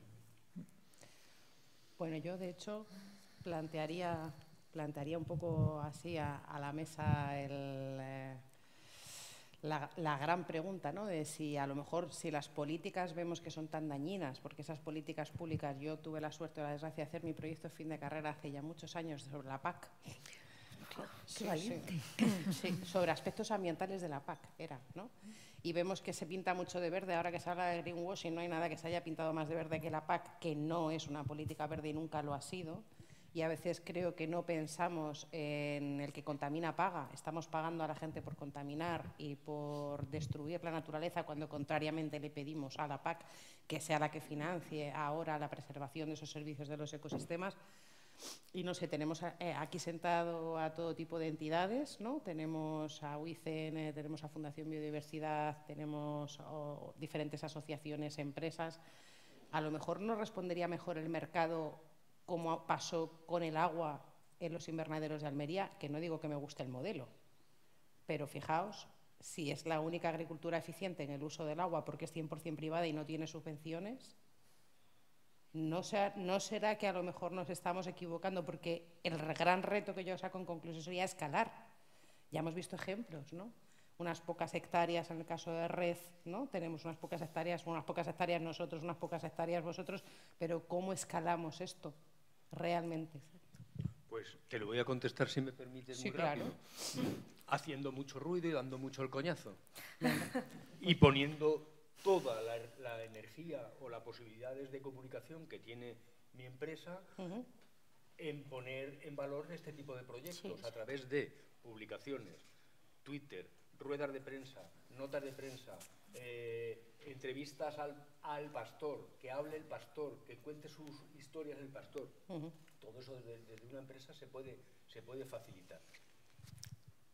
Y desarrollar. Víctor, que te van a salir 4 novias en la sala y te van a empezar a llegar propuestas. Sí, porque además en la sala digo que el gran problema que existe en este proyecto de pastoreo en red, como lo hemos definido, la definición era el uso de ganadería extensiva pastoreada como herramienta para la gestión de la vegetación debajo de las líneas eléctricas o encima de gasoductos, en fin, de infraestructuras lineales. Lo que necesitamos es saber dónde están los pastores y si están dispuestos a hacerlo. Eso te iba a decir, que es que yo en mi caso yo os he hablado de que en Soria nosotros nos estamos encontrando con una gran demanda. O sea, yo casi mi principal labor no es buscar una desbrozadora de martillos que al final estoy haciendo 500 hectáreas al año de desbroce. No, es que mi principal labor es eso que os comentaba, de a ver el problema del ganadero, a ver el problema que tiene el propietario de los terrenos, a ver cómo los junto, porque en el fondo los dos están de acuerdo en que quieren trabajar, en que quieren poner el proyecto en marcha. Entonces, al final, mi trabajo es limar las perezas de uno, limar las perezas de otro, ponerlos de acuerdo y venga, y ahora ya vamos a empezar a trabajar. Entonces, a mí lo que me llama la atención es que lo que os quería recalcar antes es que en Soria hay territorio de sobra y yo sí que veo relevo generacional, lo hablaba antes en el café, digo, yo sí que veo ese relevo y esa gente joven y esa...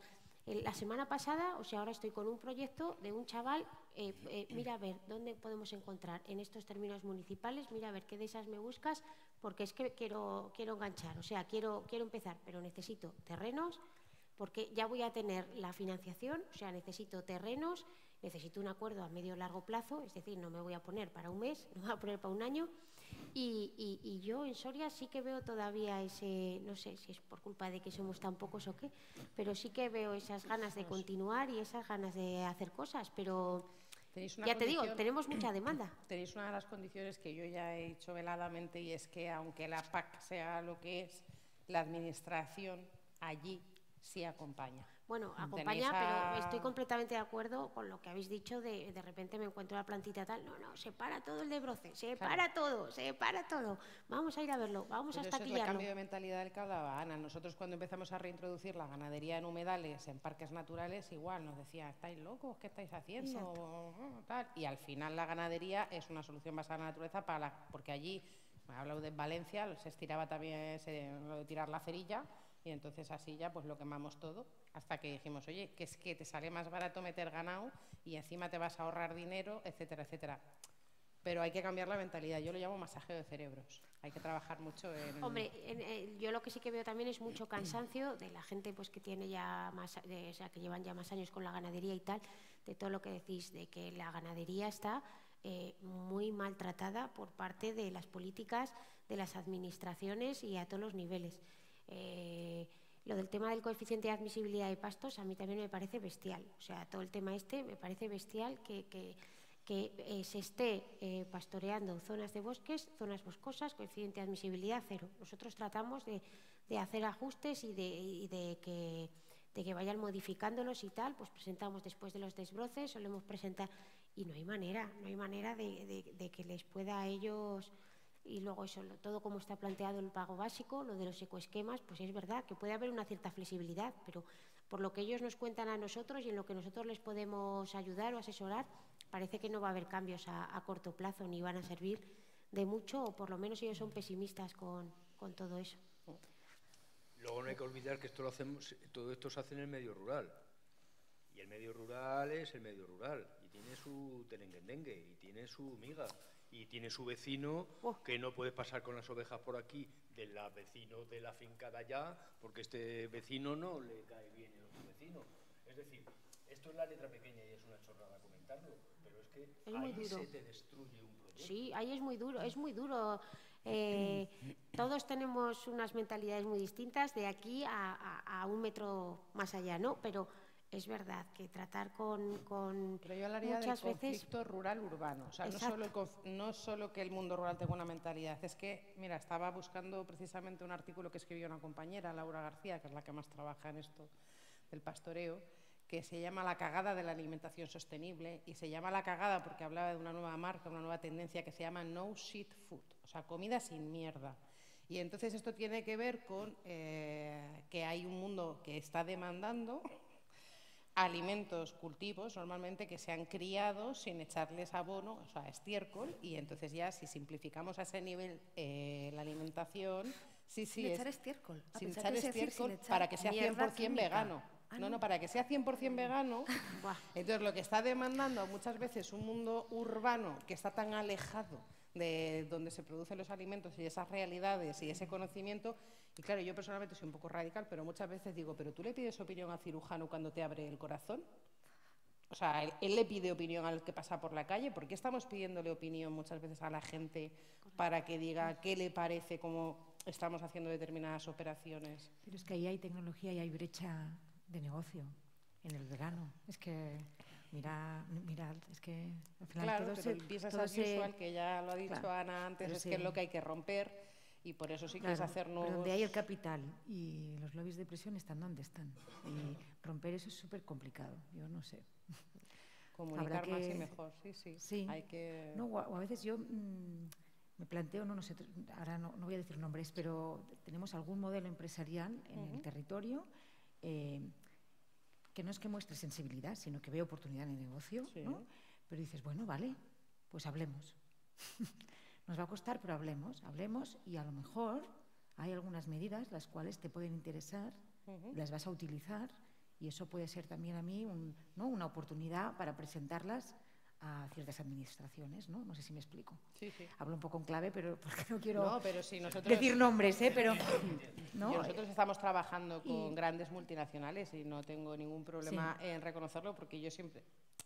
Vengo trabajando con un mundo que se llama Business and Biodiversity hace muchos años y yo siempre decía, hay que trabajar con los malos, porque si trabajamos solo con los buenos, con los Veleda y con los superecológicos, no vamos a cambiar nada y hay que trabajar con los Nestlés y con los Unilevers y con los que mueven millones de hectáreas, porque un ahorro en una medida de toda la cadena de suministro, por ejemplo, de determinadas cosas, mueve hectómetros y hectómetros cúbicos de agua ahorrados y muchísimo NPK que se le echa al suelo.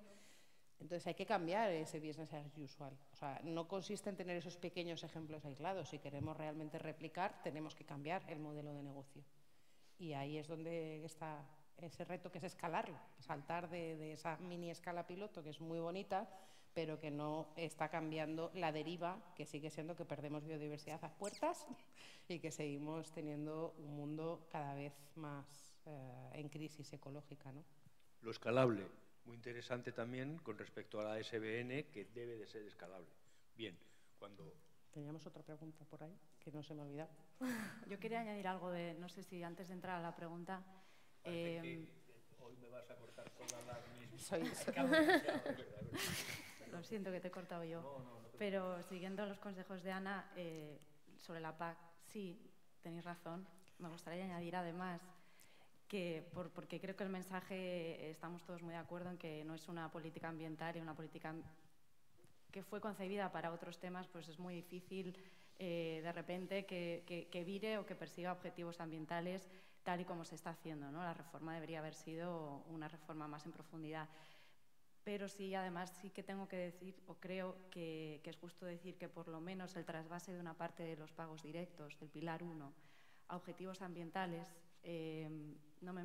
ahora me meto a decir cómo, pero simplemente esa parte, ¿no? de desviar una parte de los pagos directos, que era el corazón, ¿no? de donde estaban todos los fondos de la PAC, es una buena noticia. ¿Cómo se ha hecho? No es suficiente, nuevamente, y el cómo se han identificado esos ecoregímenes, que es esa parte de trasvase de fondos, pues es lo que evidentemente no responde a todas las necesidades. Y sin ir más lejos, el ecorégimen que responde al pastoreo, cuando se lo cuentas en los foros en los que seguramente habéis tenido oportunidad de participar, son los propios ganaderos son los que están en contra, ¿no? Y lo ven como curiosamente, cuando deberían decir, bien, se nos va a pagar por fin por pastorear, son los primeros en decir, me supone más carga, me estás obligando a hacer una serie de cosas. Entonces, ese es el fallo, ¿no? La falta de terreno, la falta de visión, y creo que llegaremos a ver algún día que la PAC pague por resultados ambientales. Quizás esa sea, al final, la solución a que realmente pague por conseguir una serie de indicadores de carbono en suelo, de suelo fértil, de índices de mariposas, etcétera, etcétera, ¿no? O sea, esa es la conversión y el viraje que realmente necesitamos, porque realmente el debate hoy también ha sido muy interesante en no cualquier tipo de ganadería. Ahora estamos más interesados, o la prioridad es diferenciar entre intensiva, extensiva y premiar o reconocer los beneficios de la extensiva. Pero si escarbamos más, y hoy habéis escarbado con muchas experiencias, no todo tipo o no todas las ganaderías extensivas son iguales, ¿no? Y ese es también uno de los retos, en demostrar qué tipo de prácticas son más ventajosas, pero también en cómo pagarlo. O sea, a mí me parece fundamental la respuesta. Habéis mostrado iniciativas de qué pagar, eso es un reto. ¿Cómo lo calculamos? Me parece que además había mucho interés en el debate. ¿Cómo lo habéis calculado, ¿no? Y a nosotros, cuando nos presentan también propuestas de esquemas de pagos por servicios ambientales, nos parecen muy interesantes porque hay todavía mucho trabajo que hacer para ver cuánto se debería pagar, cómo. Pero el reto es quién y cómo, y a quién se le va a proponer, a la administración. Esa es un poco la pregunta, ¿no? Entonces, ¿realmente lo debería pagar la PAC? La PAC es la que debería pagar realmente los servicios ecosistémicos de un modelo frente a otro. Y al final llegamos a lo mismo, a la PAC. Nada más, si queréis dejo la siguiente pregunta. Bueno. Vale. Hola, buenos días, soy Elena. Esta pregunta va un poco para todos y todas, porque igual sale un poquito de lo que habéis hablado. Va un poco más acerca de la parte social. Creo que hay que diferenciar también un poco entre ganadería igual del ovino y la del vacuno, porque antes has comentado que ahí sí que tenéis demanda y relevo generacional, pero lo que yo veo aquí o en algunas zonas, sobre todo en el ovino, es que ahí no hay relevo generacional, porque al final, difícil, sí. Claro, porque es muy duro, es todos los días, es un trabajo pues que tampoco está valorado, que no sé, la profesión está como, no sé si menospreciada, pero igual no es un trabajo tan valorado, y ahí sí que veo pues que no hay relevo generacional y que ha disminuido mucho la cabaña ganadera del ovino. Y yo creo que es fundamental, pues, al final, el tema de conciliación, porque ahora no es atractivo un trabajo que tengas que trabajar 365 días del año. Y también por eso, lo que hablabais antes, yo creo, de que al final son trabajos en donde han venido mucha migración, que obviamente por mi genial no hay ningún problema, pero que la causa de que al final los pastores que tengamos en Aragón, o supongo que en el resto de España, sean marroquíes, sean saharauis, sean tal, es porque, como en otras partes del campo, como la fruta, por ejemplo, el campo es muy precario y solo cogen esos trabajos pues la gente que igual no puede acceder a otro. Aunque, por ejemplo, en el caso del ovino también es muy cultural, porque vienen de países que ya eran pastores. Pero bueno, eso, que al final la conciliación es muy difícil, que yo creo que mucha parte de que no hay relevo es por eso, no porque la gente igual no quiera trabajar en el sector primario, sino porque es muy complicado. Y preguntaros si sabéis como algunos otros modelos, ya no solo de cambio de manejo del ganado, sino cambio de modelo de todo el sistema económico y empresarial en que esto sea como más fácil. Antes hablábamos, igual lo han comentado, cuando estábamos abajo de rebaños municipales, o no sé si se empiezan a hacer cooperativas de pastores en que los rebaños no sean únicos, sino que sean compartidos y sea más fácil la conciliación. No sé si habéis trabajado en esto, si lo lleváis en el proyecto, si sabéis de más o todo.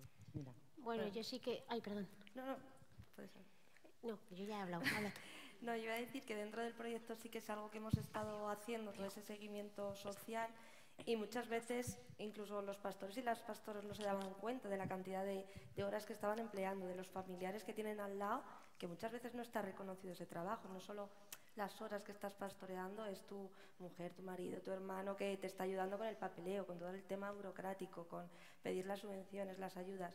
Y era algo que nosotros sí que queríamos ver y reflejar de verdad todo ese esfuerzo que están haciendo.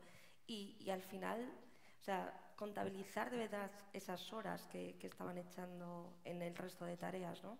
Y otra cosa que también estuvimos viendo, aparte de que tengan relevo generacional o no, sí que es verdad que en el proyecto de los pilotos la media puede ser de 40 años y como que también están un poco más abiertos a otras tecnologías, llamémoslo, de, bueno, pues he puesto unos collares GPS, esto me ayuda a bajarme a recoger a los hijos al colegio, bajar a, yo qué sé, hacer otras tareas, ¿no? Que muchas veces, por supuesto, son pastores, no puedes dejar tu rebaño solo, ¿no? Pero son como pequeñas cositas que les van ayudando a hacer como ese pastoreo rotacional o otros tipos de manejos, pero que sí que van abriendo un poco la mentalidad y van cambiando. ¿Cómo puedo mejorar? Porque me gusta lo que hago, pero quiero mejorar mi calidad de vida, porque si no, yo no sigo, pero nadie va a venir detrás a continuar con esto. Y por lo menos es algo que sí que queríamos recoger, la percepción que tienen de ellos mismos. Y no sé quién lo ha comentado antes también, no sé si ha sido tú, que no es que esté menospreciado, pero es verdad que muchas veces es como, bueno, ser pastor no es un trabajo que todo el mundo quiera hacer, no está valorado. Y creo que eso también va un poco de la mano con valorar el trabajo que hacen y no se pone tampoco el valor de los productos que generan, ¿no? Ya no la diferencia extensivo, intensivo y demás, sino el poder dar un valor extra a esa comercialización del queso, esa comercialización de esta carne que estoy produciendo de esta manera o de la otra, como poner en valor tanto el tiempo y el empleo que hacen, que se refleje un poco más y poner en valor todas esas cosas. Es algo que sí que hemos intentado como recoger. Puntualizaría que son todos pastores y además, que no hay ninguno sí, de pero. Eso te iba a decir. Yo te iba a decir un poco lo que veo en la gente joven con la que trabajo yo. Yo la gente joven que veo, la mayoría forman parte de cooperativa, lo que has dicho, cierran el círculo, es decir, tienen sus propios mataderos en el pueblo, todos juntos, sus carnicerías y venden el producto directo. O sea, yo sí quiero comprar del ganadero, sé que voy a comprar un cordero de este ganadero. Eso es una pasada. O sea, en Soria ahí tenemos una suerte impresionante.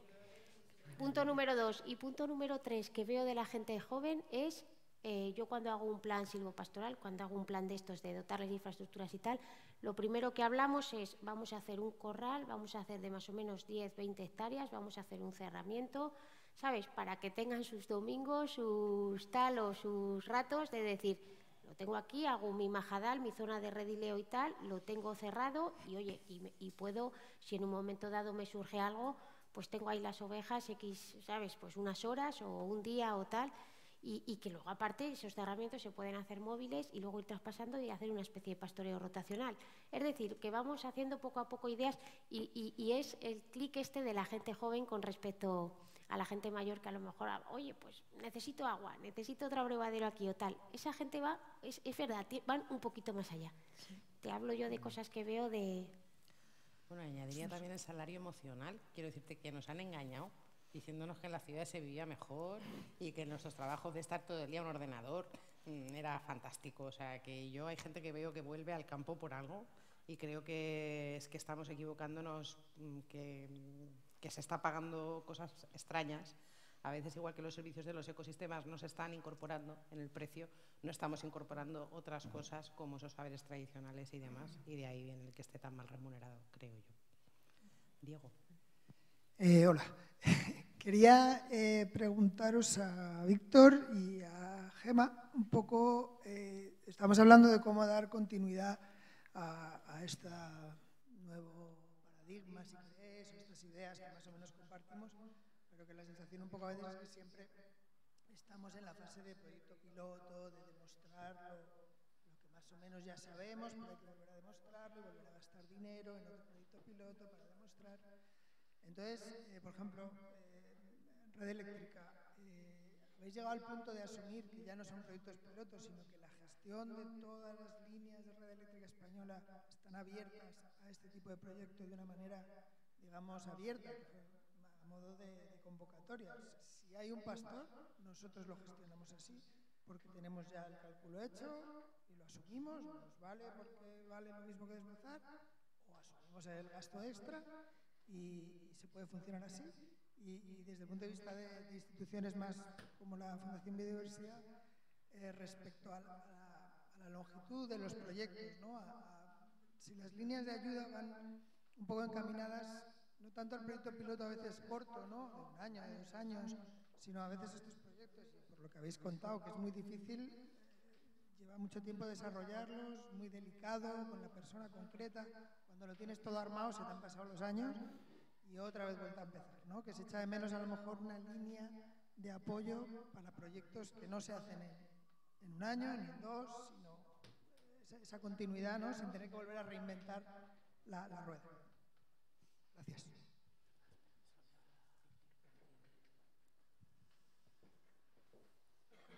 El sí y el no es muy difícil en la vida misma. Pero te puedo decir una cosa, desde el año 97 que empezamos el proyecto piloto en La Rioja, lo hemos desarrollado. En La Rioja hemos tomado datos biológicos. En La Rioja estamos trabajando en Galicia, estamos trabajando en León, estamos trabajando en Asturias, estamos trabajando en el País Vasco, vamos a empezar a trabajar en la Reserva de la Biosfera Ordesa Villamala aquí mismo, estamos trabajando también en Granada. Esto quizás no es la respuesta que tú esperabas a sí, en Red Eléctrica ya se hace todo con pastores. De hecho, Recursos Humanos ha planteado que seamos 300 trabajadores más, 250 ovejas y 50 cabras, y eso lo gestiona Recursos Humanos. Esto sería fantástico tener eso, pero ahora no se puede decir que el mantenimiento de las instalaciones de la red de transporte de alta tensión se hace con ganado extensivo. No se puede, porque además es mentira. Ni hay pastores, ni hay nada de nada. ¿Pero están abiertos a ello? Sí, están pero abiertos. No encuentran a los pastores. Están abiertos a ello. Claro. ¿Qué es lo que falta para que Pues falta una cosa que yo quería hablar con la Administración, que es cómo ponemos de manifiesto al mundo mundial que estamos abiertos a ello. Es decir, en Aragón, por ejemplo, esto se hace en Canarias, hay un proyecto que se llama Canarias Pastorea, Gran Canaria Pastorea, no Canarias, Gran Canaria, en donde el Cabildo de Gran Canaria hace una información, sacan a un concurso, bueno, no, tampoco concurso, es una oferta pública, han separado su isla por muy incendiable, poco incendiable y medio incendiable, tienen un acuerdo con todos los pastores de allí, una asociación o varias asociaciones, dicen, zona muy incendiable, a 60 euros en la hectárea, menos incendiable a 30, y los pastores acuden a esa información pública. Cosa que a mí me encantaría que en Cataluña no tuviera yo que ir recibiendo llamadas de pastores interesados o buscando yo zonas en donde se pueden hacer o no se pueden hacer y que desde la Generalitat dijeran, señores, hay una oferta pública. El que coma debajo de las líneas de alta tensión cobra 100, el que coma no se come, en fin, eso sería lo molón. Y eso estamos intentándolo reproducir en Galicia, porque en Galicia estamos trabajando con Naturgy, que son las líneas eléctricas de baja tensión, y Red Eléctrica, en proyectos pilotos sí, pero para presentar a la consellería correspondiente, decirle, consellero o consellera, si esto lo hicieras, porque todas sus políticas lo aceptan. Es decir, lo tienen todo el mundo muy claro, pero no lo ponen para que se pueda acceder a esto. ¿Habrá problemas? Por eso cuando tú has contado las grandes problemáticas que habéis tenido con la administración, pues claro, yo las encuentro las mismas, porque yo lo único que... Las líneas eléctricas, venga, vale, yo lo hago solo en líneas eléctricas, muy bien. Líneas eléctricas, el terreno de debajo de una línea eléctrica es del dueño. Terreno municipal, un propietario A, un propietario B, de ahí el ejemplo de hay veces que el propietario A no quiere que el propietario B pase por ahí. Luego, si no, hay que terminar trabajando con custodia del territorio, que amplía mucho más el proyecto. No es que lo retrase, pero genera más complicación al trabajar con propietarios privados, mientras que para mí lo más fácil es terreno público, sí, y luego ir sabiendo dónde están los pastores para que a través de una empresa que nos ayude a hacer el seguimiento, más la universidad que cuente las cosas, lo saquen. Ah, amigo mío, pero hay otras cosas distintas. Yo no lo hago debajo de las líneas eléctricas, pero como hay una línea eléctrica ahí a 2 kilómetros, el pueblo este de 2 kilómetros dice, oye, mira, nosotros nos gustaría trabajar con vosotros en proyectos de pastoreo. No vamos a ir a vuestra línea, pero vamos a trabajar la zona forestal nuestra. Pues Red Eléctrica estaría dispuesto también a esa aportación de recursos para trabajar en pastoreo, en donde sea, porque sabemos que es adaptación al cambio climático, generación de biodiversidad, etcétera, etcétera, etcétera. Pero qué duda cabe que yo tengo que plantear las cosas debajo de la línea, porque si no a mí no me dan dinerito. Dale, Gema.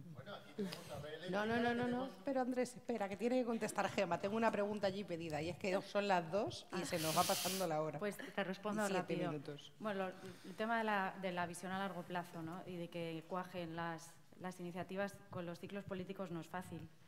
Pero por lo menos con los fondos Next Generation sí se ha tenido esa visión de por lo menos facilitar proyectos a largo plazo, proyectos de 3 años que antes eran menos habituales, y con un carácter transformador que los propios fondos todo el tiempo repiten, y que en algún momento va a haber que reportar a la propia comisión, ¿no? Se tienen que financiar proyectos transformadores, no lo de siempre, no lo que no vaya a generar un cambio. En cómo se valora esa transformación es algo que nos quita el sueño, porque no estamos habituados, ¿no? Evidentemente hay factores que dejan ver cuando un proyecto puede generar transformación. No voy a decir nada nuevo. Cuando se propicia un cambio cultural, ya lo han hablado mucho de ello, se limitan barreras, se inspira a los agentes locales. Es muy importante, se crean estructuras en el territorio que trabajen en esa dirección para que no sea necesario en el futuro la presencia de una ONG. Debería ser nuestro objetivo, ¿no? Que en el futuro desaparecieran esos agentes del territorio, para que los propios agentes del territorio funcionen así. Todo eso permite valorar la transformación, pero también el que el proyecto tenga vida después de que desaparezca, si hay una administración que se ha comprometido a continuar con esos pagos por servicios ambientales. Eso es la manera que tenemos de asegurarnos esa perdurabilidad a través de proyectos. Y también cuando las iniciativas, además, se meten a generar modelos escalables, que puedan, incluso ha pasado con proyectos que la propia PAC ha cogido ejemplos de proyectos que han sido muy ejemplares, como el propio Secanos Olivares Vivos, o proyectos que han sacado esquemas ambientales exportables y han demostrado, pues ahora hay uno de márgenes por la biodiversidad, del que la PAC ha absorbido conocimientos para el ecorrégimen de espacios no productivos, de márgenes para la biodiversidad. Pues todo eso al final es lo que va generando el cambio dentro de nuestras posibilidades. Bueno, pues tenemos una última pregunta. No te dejo, Ana. Hola, soy Enrique, vengo de Diputación de Ávila. Quizás un poco tarde para lanzar una pregunta a cada uno de los que he podido escuchar. He llegado un poco tarde. Me gustaría ser de los de sí, además, y no sí, pero. Empecé escuchándote a ti sobre los desbroces, ¿no?, en Castilla y León. Sí. Bueno, sí, pero además nunca en periodo de nidificación de las aves, que en Castilla y León se están haciendo desbroces bestiales en época de nidificación de todas las aves de montaña. Te estoy diciendo el ejemplo concreto de Ávila, ¿no? Se gana mucho pasto, es muy interesante, se produce trabajo, pero la administración no tiene ninguna sensibilidad para trasladar estos desbroces a la época invernal, cuando las aves que vienen de África a nidificar aquí y a criar aquí ya no están. Eso en cuanto a lo que he oído referente a ti. En cuanto a lo tuyo, que me parece súper interesante, también lo tuyo, se ponen muchas pegas para la... Sí, pero, exactamente, sí. Pero además... Es un nuevo modelo. Pero además en este modelo tan cuidadoso de desbroce con ganado, la administración luego permite, además, reforestar todo el norte con eucaliptos. O sea, ya sé que no tiene nada que ver contigo, pero al hilo de lo que se ha estado diciendo aquí, que hay tantas pegas cuando hay plantas muy sensibles que tienen su parte de razón estas pegas, luego la propia administración está permitiendo reforestar gran parte del norte de España con una especie absolutamente alóctona, invasora, que es el eucalipto. Es una gran contradicción. Sí. Sí, además.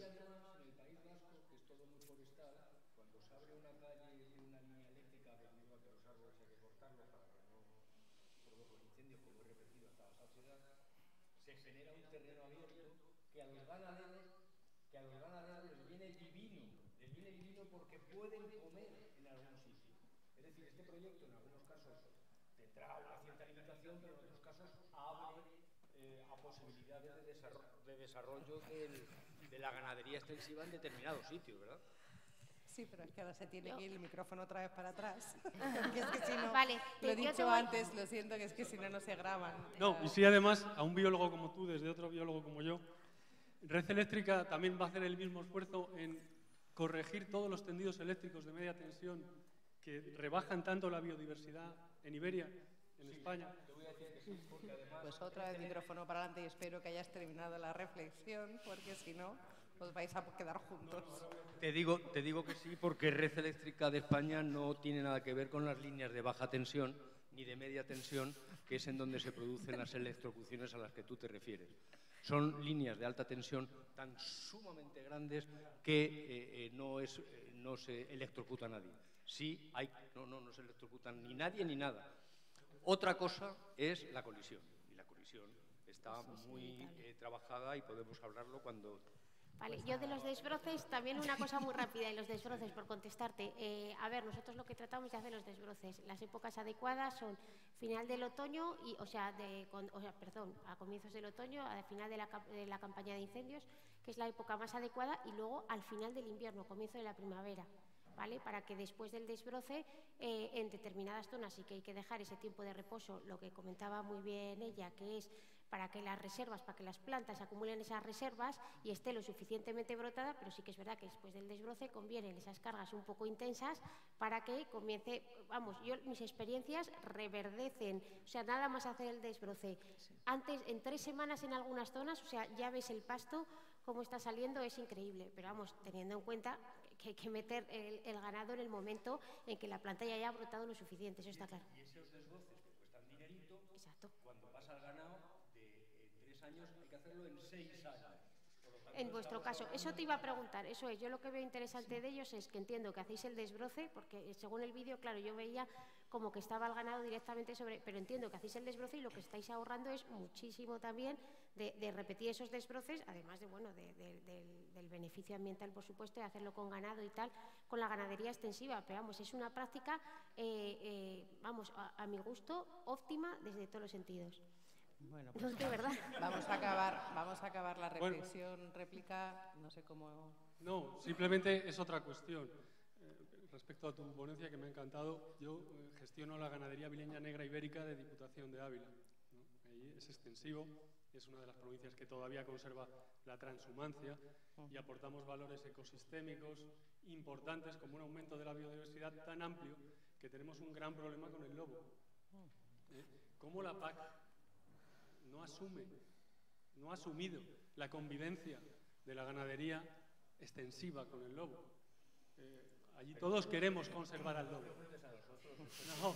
No os lo pregunto, es una reflexión. Es una reflexión.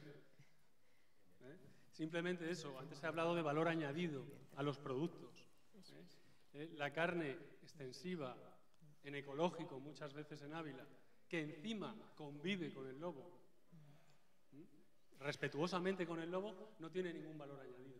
De hecho, ahí yo cerca te puedo tenéis decir una... que Que eso fue una negociación que se perdió porque en principio el ecorégimen de pastoreo iba a incluir un pago adicional si además eran tierras de lobo, en zona con lobo. Esa negociación se perdió, finalmente no se incluyó. Entiendo que también influye el hecho de que se hayan destinado otros fondos para medidas preventivas a través de las comunidades autónomas, a través de la estrategia estatal, suficientes o no, pero fue una negociación desde lo que conozco del Ministerio y del tema del lobo. La PAC nunca ha querido hacerse cargo de ese coste y el Ministerio de Transición Ecológica pues, ha intentado asumirlo de otra manera, ¿no? A través de todo este tema de la estrategia estatal. Por supuesto, ni suficiente ni... Es que el extensivo verdadero con el lobo es imposible. Bueno. O sea, es imposible. Tiene que asumir los daños y las pérdidas. Nos da para dos congresos. Hay una experiencia muy bonita allí que se llama Pastando con Lobos, cerca vuestro, que es muy interesante. ¿Verdad? Andrés, Gema, Ana, Julia, Víctor, Marta, Ana, muchísimas gracias. Son las 2:15 de la tarde, hemos aguantado aquí. Espero que todos vayáis a comer, que comáis productos de los que se han contado aquí, queso, leche, carne regenerativa, de este tipo de modelos, porque cada uno podemos apoyar desde nuestro consumo en el supermercado ese tipo de productos, de modelos, y porque el cambio empieza por uno mismo. Así que muchísimas gracias a todos por aguantar hasta las 2:15 y espero volver a veros en breve.